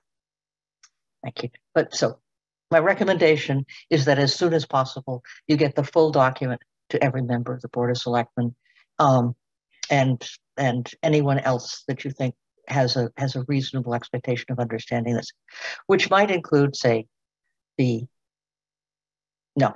planning board, for instance. Thank you. Could I ask, is it more appropriate for the Board of Health, since it's their proposed regulation that we're contributing to take charge of circulating it? The reason I put don't circulate was just to respect the Board of Health, who is kind of our client here. And as I said, that may have been a complete misinterpretation of things, but I think it's more their hunt right now than it is ours, and we have plenty of other things to hunt down at the task force. We'll be more than happy Peter, to before you jump in, Peter, one moment, please. What concerns me, thank you, Anne, what concerns me with that, Steve, is that, again, to go back to the task force was brought together by the select board, or it was originated under the select board. And while I think it's great if other boards and committees are asking for advice, I'm not comfortable with that going forward as an offshoot of a task force put together by the select board at this time. Do you understand what I'm saying? And does that make sense? So you'd prefer we stay in a narrow lane until you tell us otherwise? I understand that. Yes, I think that let's focus on what the select board has asked, and I think that it would be reasonable and logical for other boards and committees to come to the select board with those requests, the requests of recommendations by the task force. Good process makes good substance. I agree. We tried. Now, Peter, thank you, Steve. Peter, before I go to you, Chuck Dam did have his hand up. Chuck? Yeah, I just had one question. I think Peter mentioned that somebody at EPA and DEP was reviewing the document. I just wanted to know who, just in case they have overlap with our permits and our registration on the drinking water and wastewater sides. I'd be interested to know who's reviewing it. And then there's other things that I could go into. I did get a copy with Ann on it. I have several comments, but I think I can save those for another time. And Chuck, I'm going to jump in here. Chuck, thank you. And this is another instance, I think, of things, the cart being put before the horse. And that's, if Chuck is put in a situation that is not a good situation, or one where he wasn't asked about, this is where I think, even more importantly, the task force has to stay in its lane with this information. And Peter, I'll let you speak now, because I think that probably goes back to you. Okay, well, Chuck, have them on me. They're in my office. Can I get that to you tomorrow or Thursday? Is that all right? Yeah, that's perfectly fine. I just want to make sure. I have personally reached out to my contacts, and they certainly have opinions. But again, I can save that for another day. So I just want to make sure we're on the same page.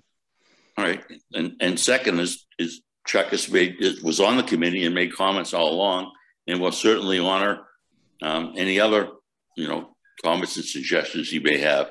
And Greg or whomever, how do we? I have no problem distributing this to whomever you want distributed, but how do we go about doing that? Do we have to publicize it in the town paper, or can we distribute it prior to doing that? Can somebody answer that from Greg? Are you aware of the procedure? Well, so from where I sit, the task force and its subcommittees are subject to the open meeting law, so that you are reviewing drafts and you have minutes, and any of the documents that you're working on as a subcommittee are public. And so we can add these to the task force website page as a starting point, and make them available. We can, once they're on the website, I can easily have staff give them to, like the planning board and to the select board, et cetera. So I think that's a good way to proceed. Okay, so we're not breaking any laws by doing it that way. We don't have to put it in the paper first or anything like that. No, not as a working document. When it gets to a hearing, then we have to give proper notice about the hearing, and there's procedures there. But as a committee work or subcommittee work, it can stay as working documents. All right. So I have a copy. Who should I can send a copy tonight. Who should I send it to? You, or somebody in your office? Why don't you send it to me and Debbie and to Sue, and then I'll work with Sue and Debbie to make sure. Oh, Sue has a copy, I believe. Who has it? Sue has it already. So that's fine. I can get it from her, and we can get it posted and go from there. Okay. Thank you. Okay, and I just, don't mean to be coming down on any people on the task force. I know you all have just put your heads down and really gotten busy with it. But I do want to make sure that everybody on the task force does understand that this is under the select board, and everything should be brought back before the select board. We're not in a rush to try to get any regulations passed within the next couple of months. This is to determine what needs to be done and then go forward in a very thoughtful, open, and legally correct manner. I don't think you can make that point any more clear, at least to me. Thank you. I do have a question, though. I think I raised 6 or maybe a dozen serious, substantive policy questions in my update, and I'll be happy to supply those in print. I would really appreciate some feedback on the substance, as well as all this useful feedback on the process. That's great, Steve. If you could just forward that to Greg, and then forward to Greg and Debbie rather, and then they can pass it on to the rest of us. Excellent. Thank you very much, Steve. Thank you, Peter. Have a good night. Thank you. Good night. You too. Thank you all. Okay, I'm hoping that everybody would be amenable to allowing the consent agenda to move up next, as we have Lisa Bonneville here for the benches, and that is on the consent agenda. Does anybody have any objections to that? Okay, we'll do, we have the approval of the minutes of June 21st and the approval of the 3 bench donations for the longevity bench project. Does anybody want anything taken out of the consent agenda? Or has everybody had an opportunity to review the minutes and send in any, if any, amendments? Just a process question, Becky. Yes, Kathy. Yeah, I did have a change to the minutes. I submitted them to Greg and Debbie. So Debbie responded that she would make the change. So other than that, I'm fine. It's good. It's as long as they're de minimis and not substantive. No, so this one was not, I didn't feel it was quite representing what I said at the meeting. So I don't know that I would call that de minimis, but it's not a huge deal. This is my lack of experience in municipal meeting minutes. Yep. Okay. And did you? Okay. So so those were fine. I mean, she was okay. Okay. She was just clarifying. Okay. A statement that she made that the minutes didn't quite reflect the full tenor of what she had said. Okay. Wonderful. Okay. So that's the case. May I have a motion to approve the consent agenda, including the approval of minutes of June 21, 2022, and the approval of 3 bench donations, Longevity Bench Project, Inc. So moved. May I have a second? Second. Wonderful. Thank you. Moved by Ann Harrison, seconded by John Round. Roll call vote. Brian Solacey. You're muted, but I saw you say yes. John Round? Yes. Ann Harrison? Yes. Kathy Bellata? Yes. Becky Jake says yes. Lisa, would you like to comment? Well, I'd like to thank you very much. I think you got my extensive packet representing the entire board and our 3 most current donors, and they'll be delighted to get the news tomorrow. So I don't know that I need to reiterate anything. I didn't know if it sounds like there aren't any questions. I did leave off the fact that Bion also took a good look at the Proctor Street. Okay.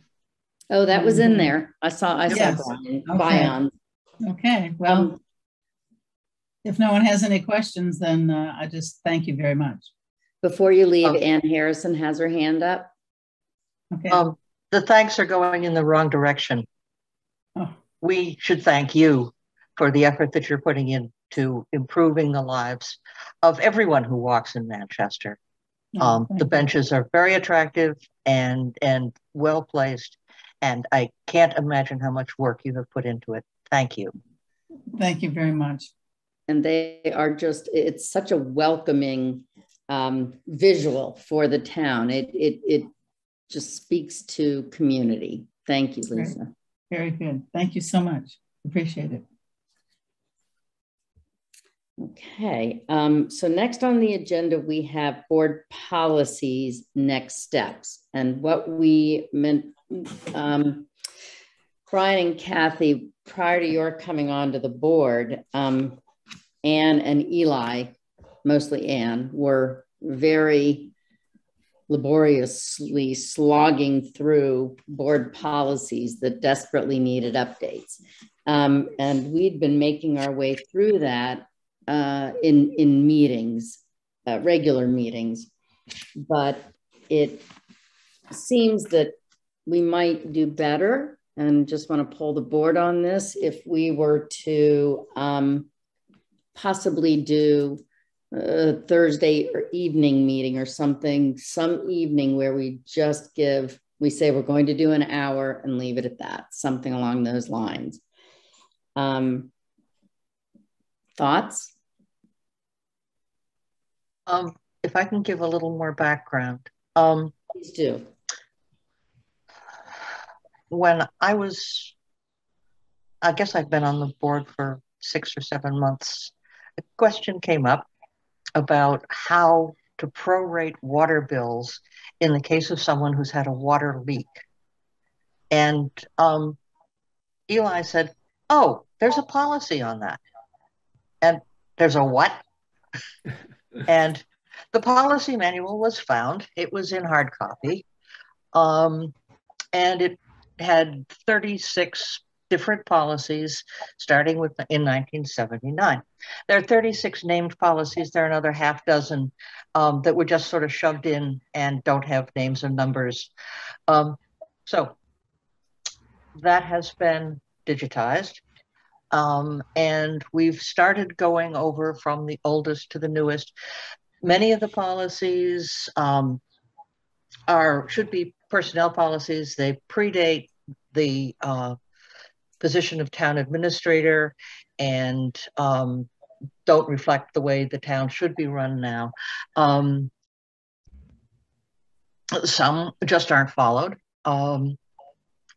Some we have adopted we have adjusted and adopted a half dozen and moved another maybe 8 or 9 that that don't make any difference anymore, or that should be personnel policies.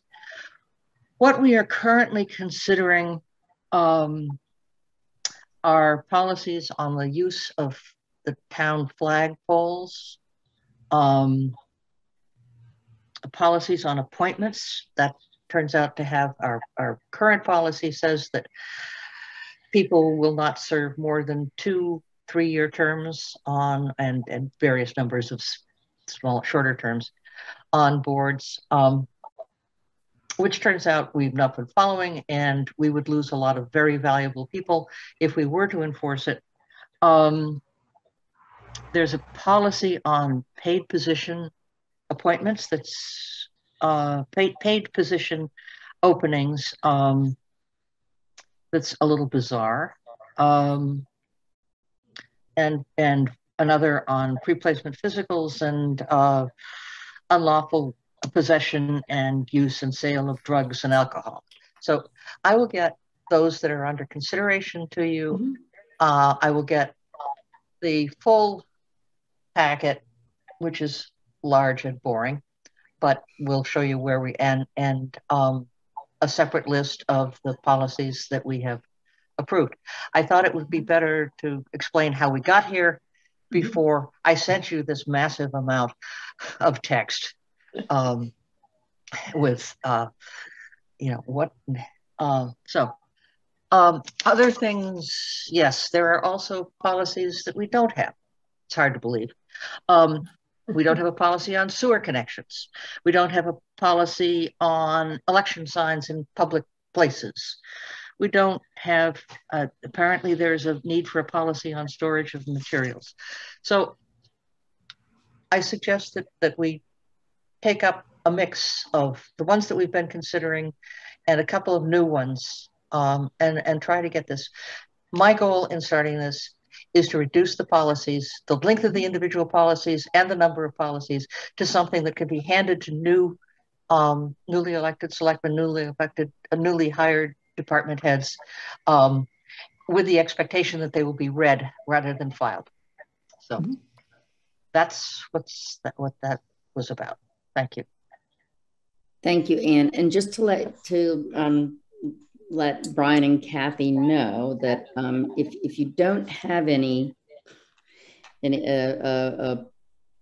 policies, then you might want to get at least the water and sewer rate one, because that's what we're working on next time we meet as well. One of the things on the agenda. So to that said, how do people feel about trying to meet on a Thursday? We did that a few times before with the last board, and that was because the agendas seem to get pretty full, and we are somewhere around halfway, maybe a little more, and it's been 2.5 hours. Would a Thursday afternoon work, Kathy? Yes, as long I definitely support the work. I understand how important this is. I could definitely support a Thursday afternoon, late afternoon, on the 14th, but not on the 21st. I could support that on the 28th. So my next couple of weeks is just a little bit unusually busy. But I agree in principle. Just say that. Right. And how many, I know there are a lot, roughly how many more do you see that we need to get through and add? Well, there are the 5 that we need to add, and we are currently about halfway. Okay. All right. And the other, I mean, some of them are very easy, and some of them, like the appointments policy, turn out to be a little more complicated. And sometimes they just need thinking about, but it never has been important enough to keep us up after 10:30. So I would welcome. Well, then maybe what we can do, if we say we'll do a Thursday for an hour, we put in what is perceived to be items that can fit in that time frame, or is an hour just silly? I don't think an hour is silly, but what I've been presenting to date is a 2-column document with the old language on one side, at the top on the right hand side, a comment on what I think ought to be done, either change the language, delete it, move it to personnel policies, move it someplace else. And I will try to get those out by the Monday before. No, I'm not going to do that. The 3rd. I have the wrong month on my calendar, so it's not going to work. Okay. But I will try to get these to you in several days before we have the discussion. And along those lines, Eli had been helping you. Would it be helpful to have another set of eyes or not? Or what would you like? I would absolutely like another set of eyes. Okay, so what I'm going to ask is that instead of at this precise moment, but if, and Kathy, you're already committed to dispatch. So that's going to be a big time for you, for you. John, you're on water resource, the task force, and that's a pretty big ask. But I would say between Brian and John, either of you able to do that? Brian? I could probably still, but Brian, how's your timeline? I'm still trying to, excuse me, John, my issue, and I have many, is that I still could probably get another 2 months, 10 weeks of zoning board. That's meeting. Yes, that's right. Yeah. Okay, good right point. Now, going 1 day a month right now. Okay. And I don't see that closing up very. We close public comment a couple of meetings, but then we go to deliberation. So it's going to be. I just wish I could. Yeah, I'm trying to. I'm spread too thin as it is. That's okay. All right, John, are you able to help? I can, and hit the nail on the head in that this is one of those items. It's important, but it doesn't have a specific deadline, so it just never gets pushed along. And if we wind up, however many policies we can pull together, and then one Thursday a month for say 2 or 3 months, we can finish this out. It'll just depend upon how many policies we can pull together and feel that, hey, an hour is enough time. But I think an hour is a reasonable amount of time because we really don't want to have another evening that is taking 4 hours of our time. These meetings are enough. So I think that's a good approach.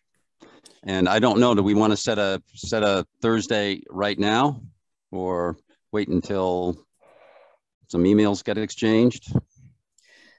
Yes, and I was actually going to suggest that, and also because it is summer. So I think that I just don't want this to fall off the tracks.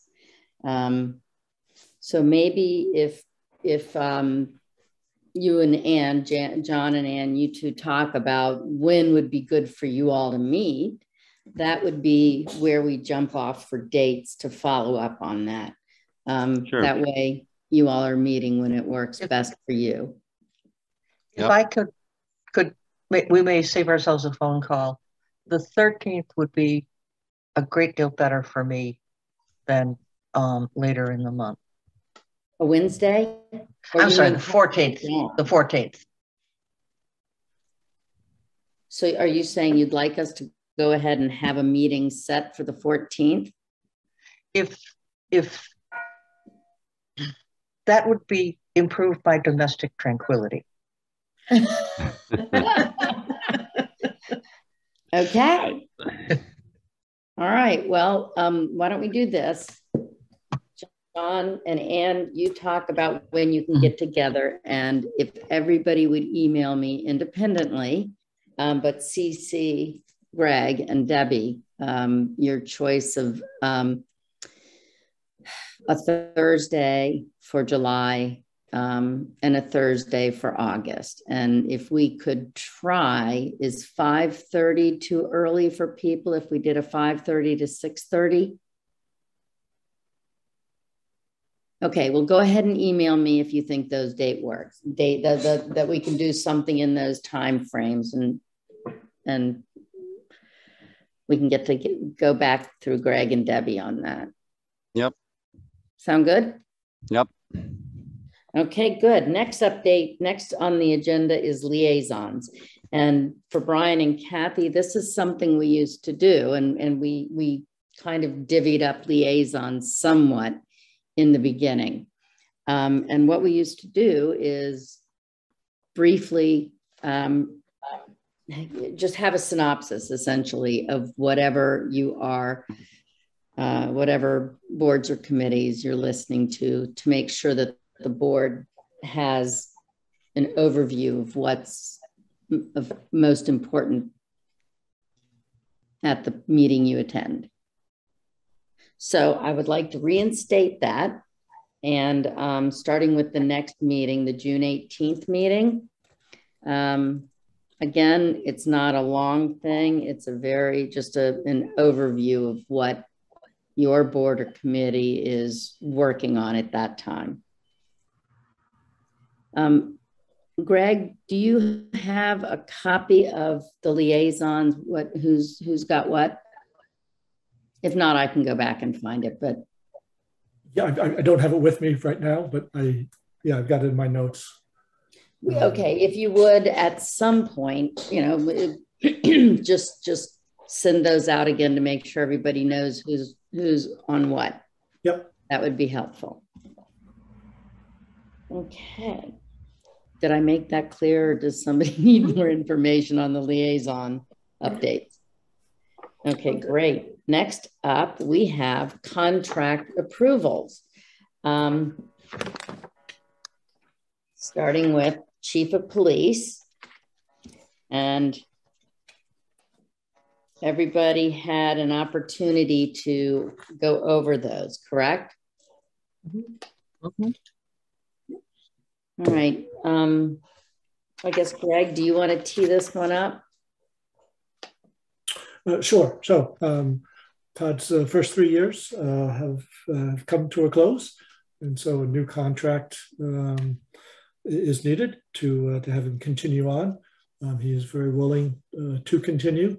And I believe you are willing to have him continue, though there are some important goals and objectives that you have outlined with the chief. I think those have been productive negotiations that you've had over the last couple of weeks here. So the new contract is sort of a 1+. In other words, it's a 1-year contract with the option of year 2 and a year 3, assuming that we continue to make good progress on a number of very important goals. Just to highlight a few of those, they include making sure we are cultivating a culture in the department that is respectful and inclusive of all employees, as well as certainly to the residents. Another important goal is with the decision to move dispatch to make sure that that transition is successful over the next few months to a year, and working in collaboration with Fire Chief and myself and you as a board.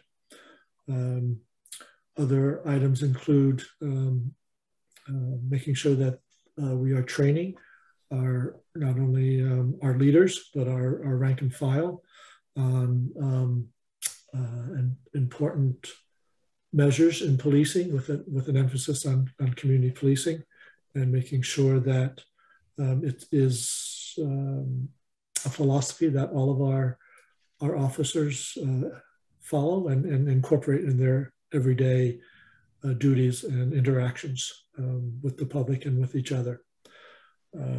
So those are some of the highlights of your goals, and the chief has been very receptive to those and willing to continue to work on them. We've had a number of successes over the last few years. Certainly maintaining accreditation. The department received its first accreditation and has been recertified. So that's an important milestone for the department that has gone well. Other work that the chief has done, certainly getting the SRO position up and running with the school, that has been well received. Need to keep working on evaluating and fine tuning, but is a good new effort that I think, as I say, the school committee and school community, I think, has appreciated to a large degree. The chief is also obviously a longstanding member of the community and working for the town, and offers quite a bit of insight and help to other departments. So that's another very positive that we have going forward, and we'll continue with that. So as I say, negotiations have gone well. You've agreed to this structure, and the chief has agreed to it. We've outlined those goals, which are front and center for all of us, and making sure that, as with my contract, which we'll talk about after this, making sure we do quarterly updates and quarterly reviews with you, so that you can be assured that that progress on these goals are being made.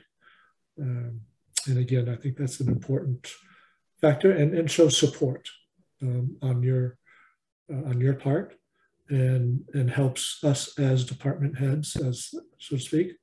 Certainly in Todd's case as a department leader, that he has clear directives to follow, and that the expectations are clear, and he has a clear roadmap going forward. So I think that summarizes. The pay structure mimics what the other police officers have received in their last contract. So it follows that same low COLAs, but allows a bit of a gradual increase in what is known as the Quinn bill, the education incentive. So it mimics those same rubrics that were used in the police union contract. So again, that was something that was acceptable to the chief and to you going forward, I believe. So I can go into more details, but I think that's a good summary. Thank you. Yes, that was a very good summary, Greg. Thank you. I do have a few questions on the contract as I was looking at it, and I'll go around to the board after, if that's all right. Just one typo, page 3 under C, secondary outside employment. 1, 2, 3, 4, 5, 6. 7th sentence, last word. And I'm not sure. Is it supposed to be activates, or is that supposed to be activities? I'm sorry, I wasn't getting there quite as fast as you were talking. Oh, page, I know. It's page 3. Yep. At the top of the page under C. Yes. And I mean, I didn't know if it was, if it should be activities or activates.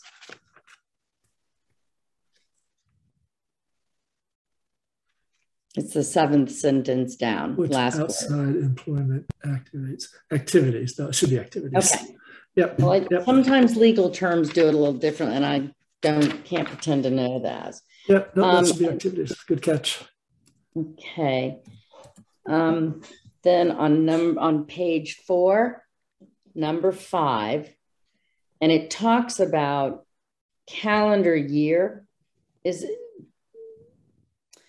And I know we went back and forth with some items, fiscal year, some calendar year. Right. So we do vacation time on a calendar year basis for all staff. Okay. All right, wonderful. Thank you. And these are all tiny things, but I did want to ask on page 6, under number 9, retirement contributions.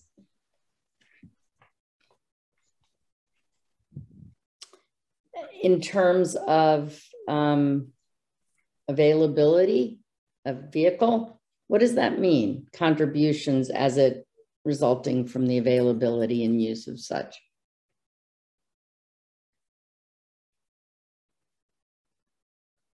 I just didn't recall that last time, but. So it's a detail that has to be worked out with county retirement, and that if that is considered compensation from county retirement, then the chief would have to be making a contribution based on that. Oh, okay, good. So thank you. So it's something that the chief works out with county retirement. Okay, and then on the page 7 under number 15, where we do evaluations, I'd actually like to, we have the quarterly ones. Should we have sort of a time frame for those as opposed to just quarterly? I mean, you want to put the months in? You want to put the actual months in? Is that what you're thinking? Yeah, I would.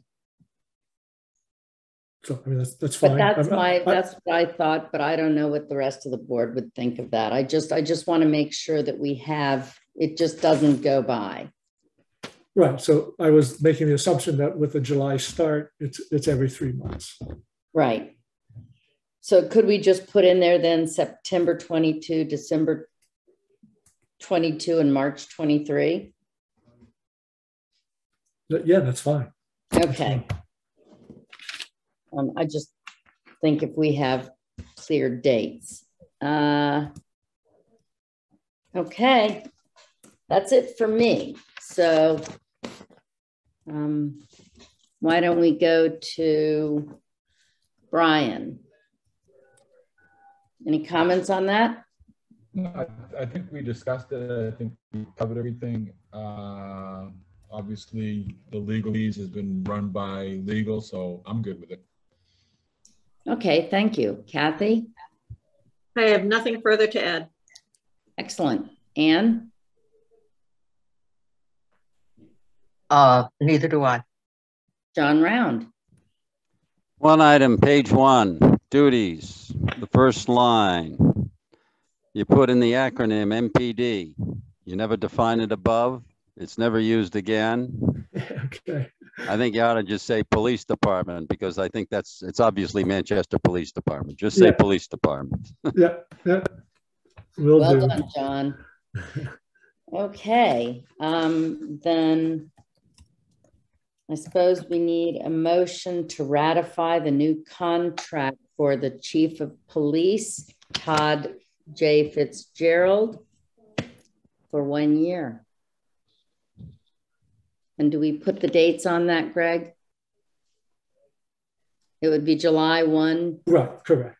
Yes. 2022 through 30th of June, 2023. May I have a motion? I'll make a motion. Yep. Okay, motion, Second. John Round. Okay. Second. Second, Ann Harrison, roll call vote. Brian Solacey. Yes.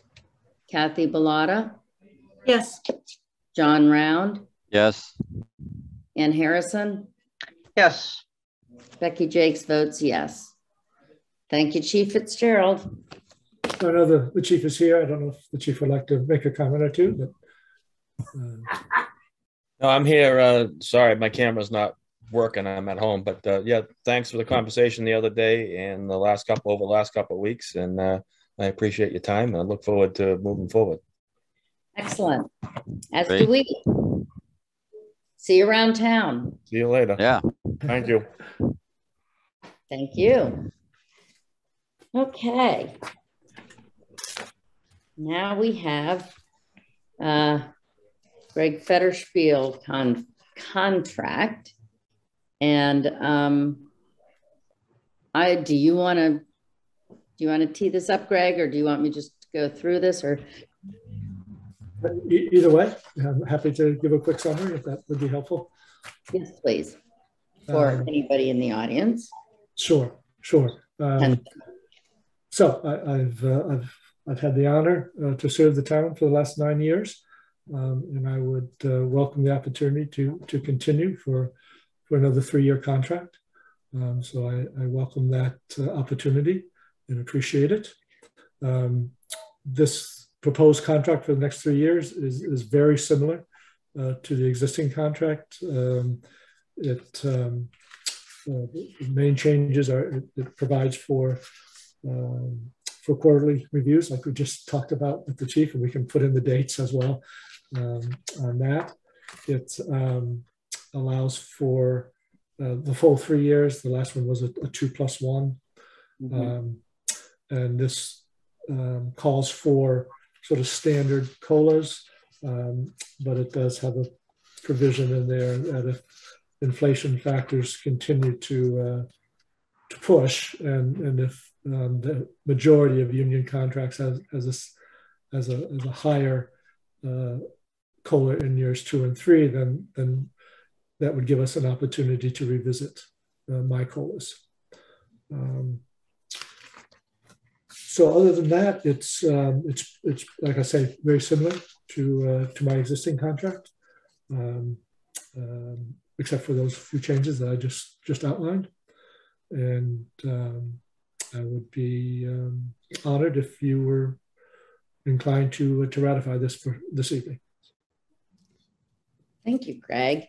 Okay, the comments that I have starting off. Sorry about that. I'm at my parents' house, and people have just got back from winning trivia.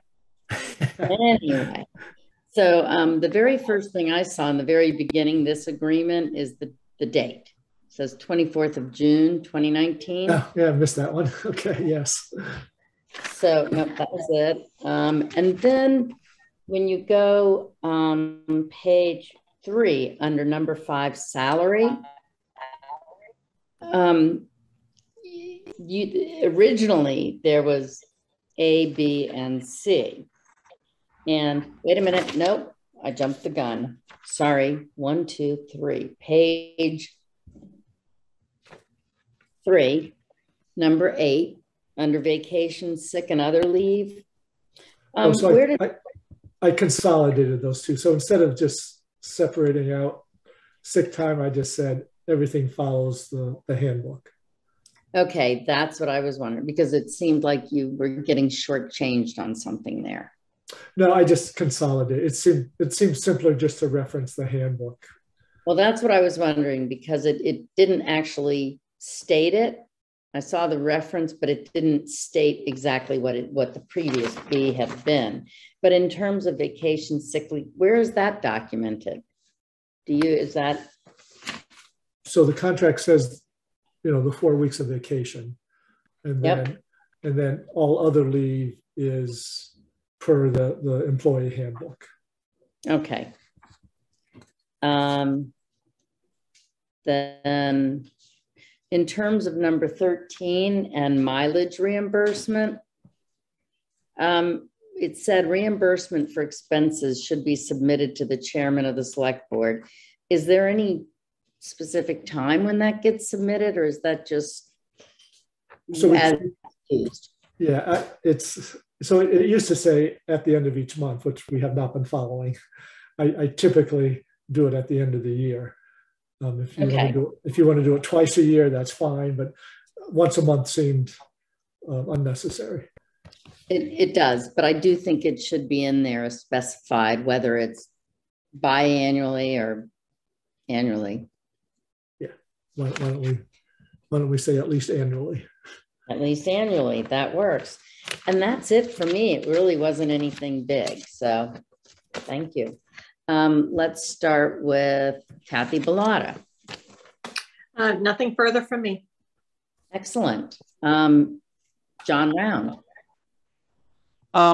Yeah, so I just had a question under salary and the inflation question, Greg. So the increases here are 2.5%, and if the COLAs in these various signed union contracts, and to be honest, I don't know how many different union contracts we have and what those numbers are. I'm just kind of interested in maybe we could quantify this in some way, or say it should be equivalent to what those contracts are, but a lot of them have COLAs that vary from year to year, and maybe you're referring to this specific year and whatever these union contracts are. It's a little open-ended. Well, so it is a little open-ended because we don't have those new contracts. Okay. So we're just starting the last year of the contract for most of the unions. Right. And so all this is saying is that you agreed to reopen negotiations, but I'm not locking you into what you have to agree to. I'm just seeking the opportunity to have a conversation with you, and you can turn me down, but I'd like the opportunity to make a case if inflation runs at 8% for the next 3 years, 2.5 is going to be hard to stay abreast with what's happening. How many union contracts is the town engaged in? So we have 1, 2, 3, 4. 4. Yes. And they're all coming up in 2023? 3 of them are. Oh, okay. One is coming up in 24. I'm just thinking about that. Well, it doesn't lock anything in. It just asks for a dialogue, or the opportunity to have a dialogue. Yep, and a dialogue contingent on the fact that the numbers might change from 2.5%. And if they don't, why then that dialogue really doesn't happen, correct? Correct. Okay. That's right. That all, John? Yep, I think so. Just wanted to know what was going on in Greg's mind. That's all. Good. Sure. Anne? Yeah. I think the contract is very generous to the town. And we are getting more than we're paying for. So I have no questions. I agree. Okay, in that case, may I have a motion to ratify the new contract for Greg Fetterspiel, Town Administrator, for the term of,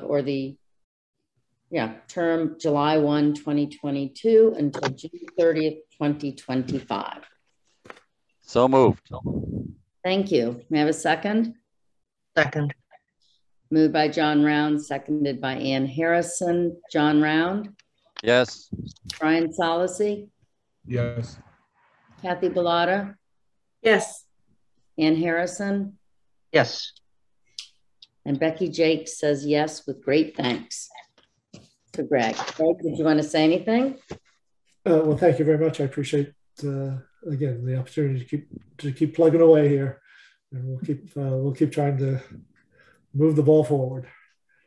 Okay, thank you. And next we have the town administrator's report. Okay. Start off with just a quick update on the Chewbacca Road. As you know, Hamilton is pursuing paving, repaving its section and paving the current section that is gravel. You've reviewed those plans. You had some comments. The town has agreed to seek a truck exclusion on the road and to install permanent speed tables rather than just seasonal speed bumps. So those were two requests that you had made, which they agreed to, which was good. They don't want to do no salt, but they are agreeable to a low salt application. And they have completed their permitting process, including new permits from their CONCON, and also MIPA, the state review process, has signed off on the project as well. So they are getting closer to moving forward with that. And I know that there are concerns about additional traffic and the potential pollution that additional traffic might bring. But I think some of these steps taken with the speed tables and truck exclusions, and the fact that there are shorter routes, particularly going south, that I'm optimistic that we will not see that increase in traffic, and our section of the road will remain gravel. So it won't be paved all the way. So that's where things stand with Chewbacca Road. We are just closing out the fiscal year 22. Closes officially June 30th, and additional paperwork, bill paying, et cetera, will take us through the middle of July. But we are, as I said earlier, under the transfers, we are closing the year out in the black with revenues higher than anticipated, and some expenditures lower. Overall expenditures are lower than budgeted. Obviously, we had a number of transfers that you approved earlier this evening where certain lines went over original projections, but more lines were under in terms of total dollars. Greg, I'm going to quick interrupt just a minute, and I apologize. Mom's X, I will come back to you at the end of Greg's administrator's report. Go ahead. We're also obviously underway now with the new fiscal year, the fiscal 23 budget, which voters approved at the annual town meeting. And it will be a challenging year just because inflation has continued to run higher than that budget anticipated. So energy costs, chemical costs, and higher construction costs are going to be a bit of a challenge. We're trying to anticipate those and make some adjustments in the budget where we can to make sure we have some dollars that we can use for some of those higher costs. And the FY24 budget, which will start up in the fall, most likely be more challenging given the economic uncertainties that we're facing right now. So that warrants careful watching as we go forward. Concerning the water and sewer, at your next meeting, we'll have you formally set the new rates for water and sewer for the new fiscal year, looking at a 3% increase for both water and sewer based on the budgets that voters approved for those two enterprise operations. So as enterprise funds, they rely on their own revenues that they generate through the user fees. So that's why we set those rates every year. And then lastly, just a quick update on the 40B. The ZBA has 2 more hearings scheduled.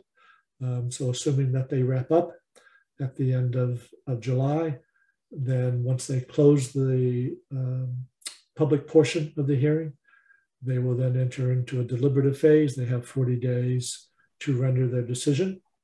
And once they render that decision, then it is up to the developer or other affected parties to decide whether or not it gets appealed to the state's HAC, the Housing Advisory Commission. And my prediction would be that regardless of the decision the ZBA reaches, it's going forward on appeal and likely to the courts after that. Obviously, crystal balls are not very clear, but I suspect that's what will be happening. So those are the four things I wanted to go over. Thank you very much. Any questions or comments from the board?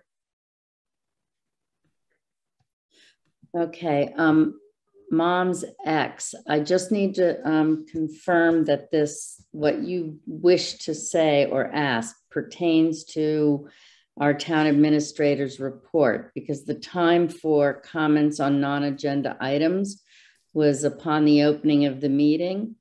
So that you have to stick with that. And please state your name and address. Sure thing, Becky. It's Christina Delisio and 6 Lincoln Avenue.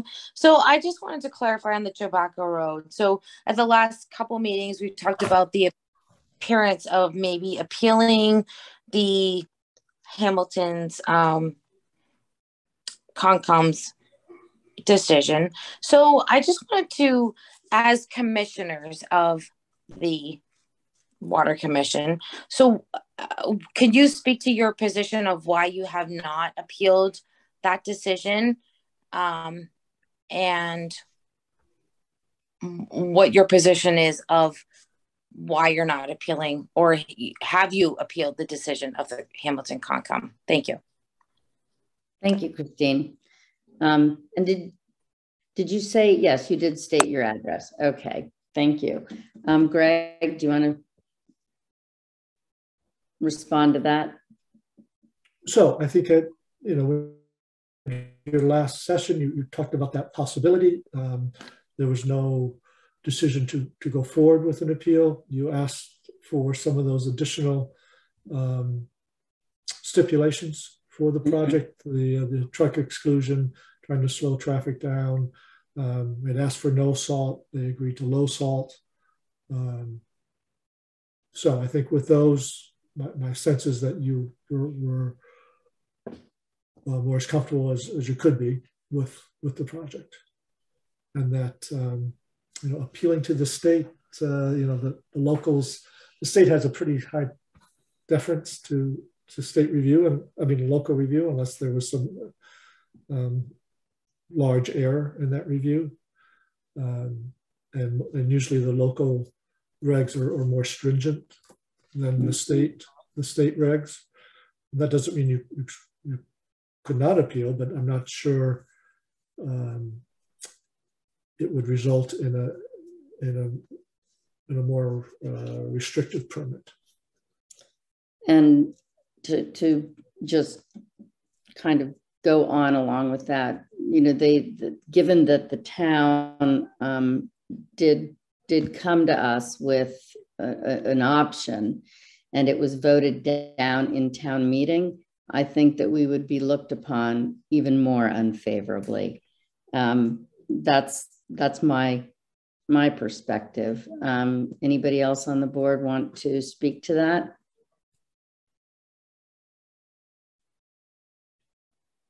Okay, there we go. Thank you for popping on, Christina. That's great. I am going to ask for a motion to go into executive session per Mass General Law, Chapter 30A, Section 21A3, to discuss strategy with respect to litigation if an open meeting may have a detrimental effect on the litigating position of the public body and the chair so declares, and not to return to open meeting. May I have a motion? So moved. Second, please. Second. Second. Okay, moved by Ann Harrison, seconded by John Round. Roll call vote. Kathy Bellata. Yes. Brian Solacey. Yes.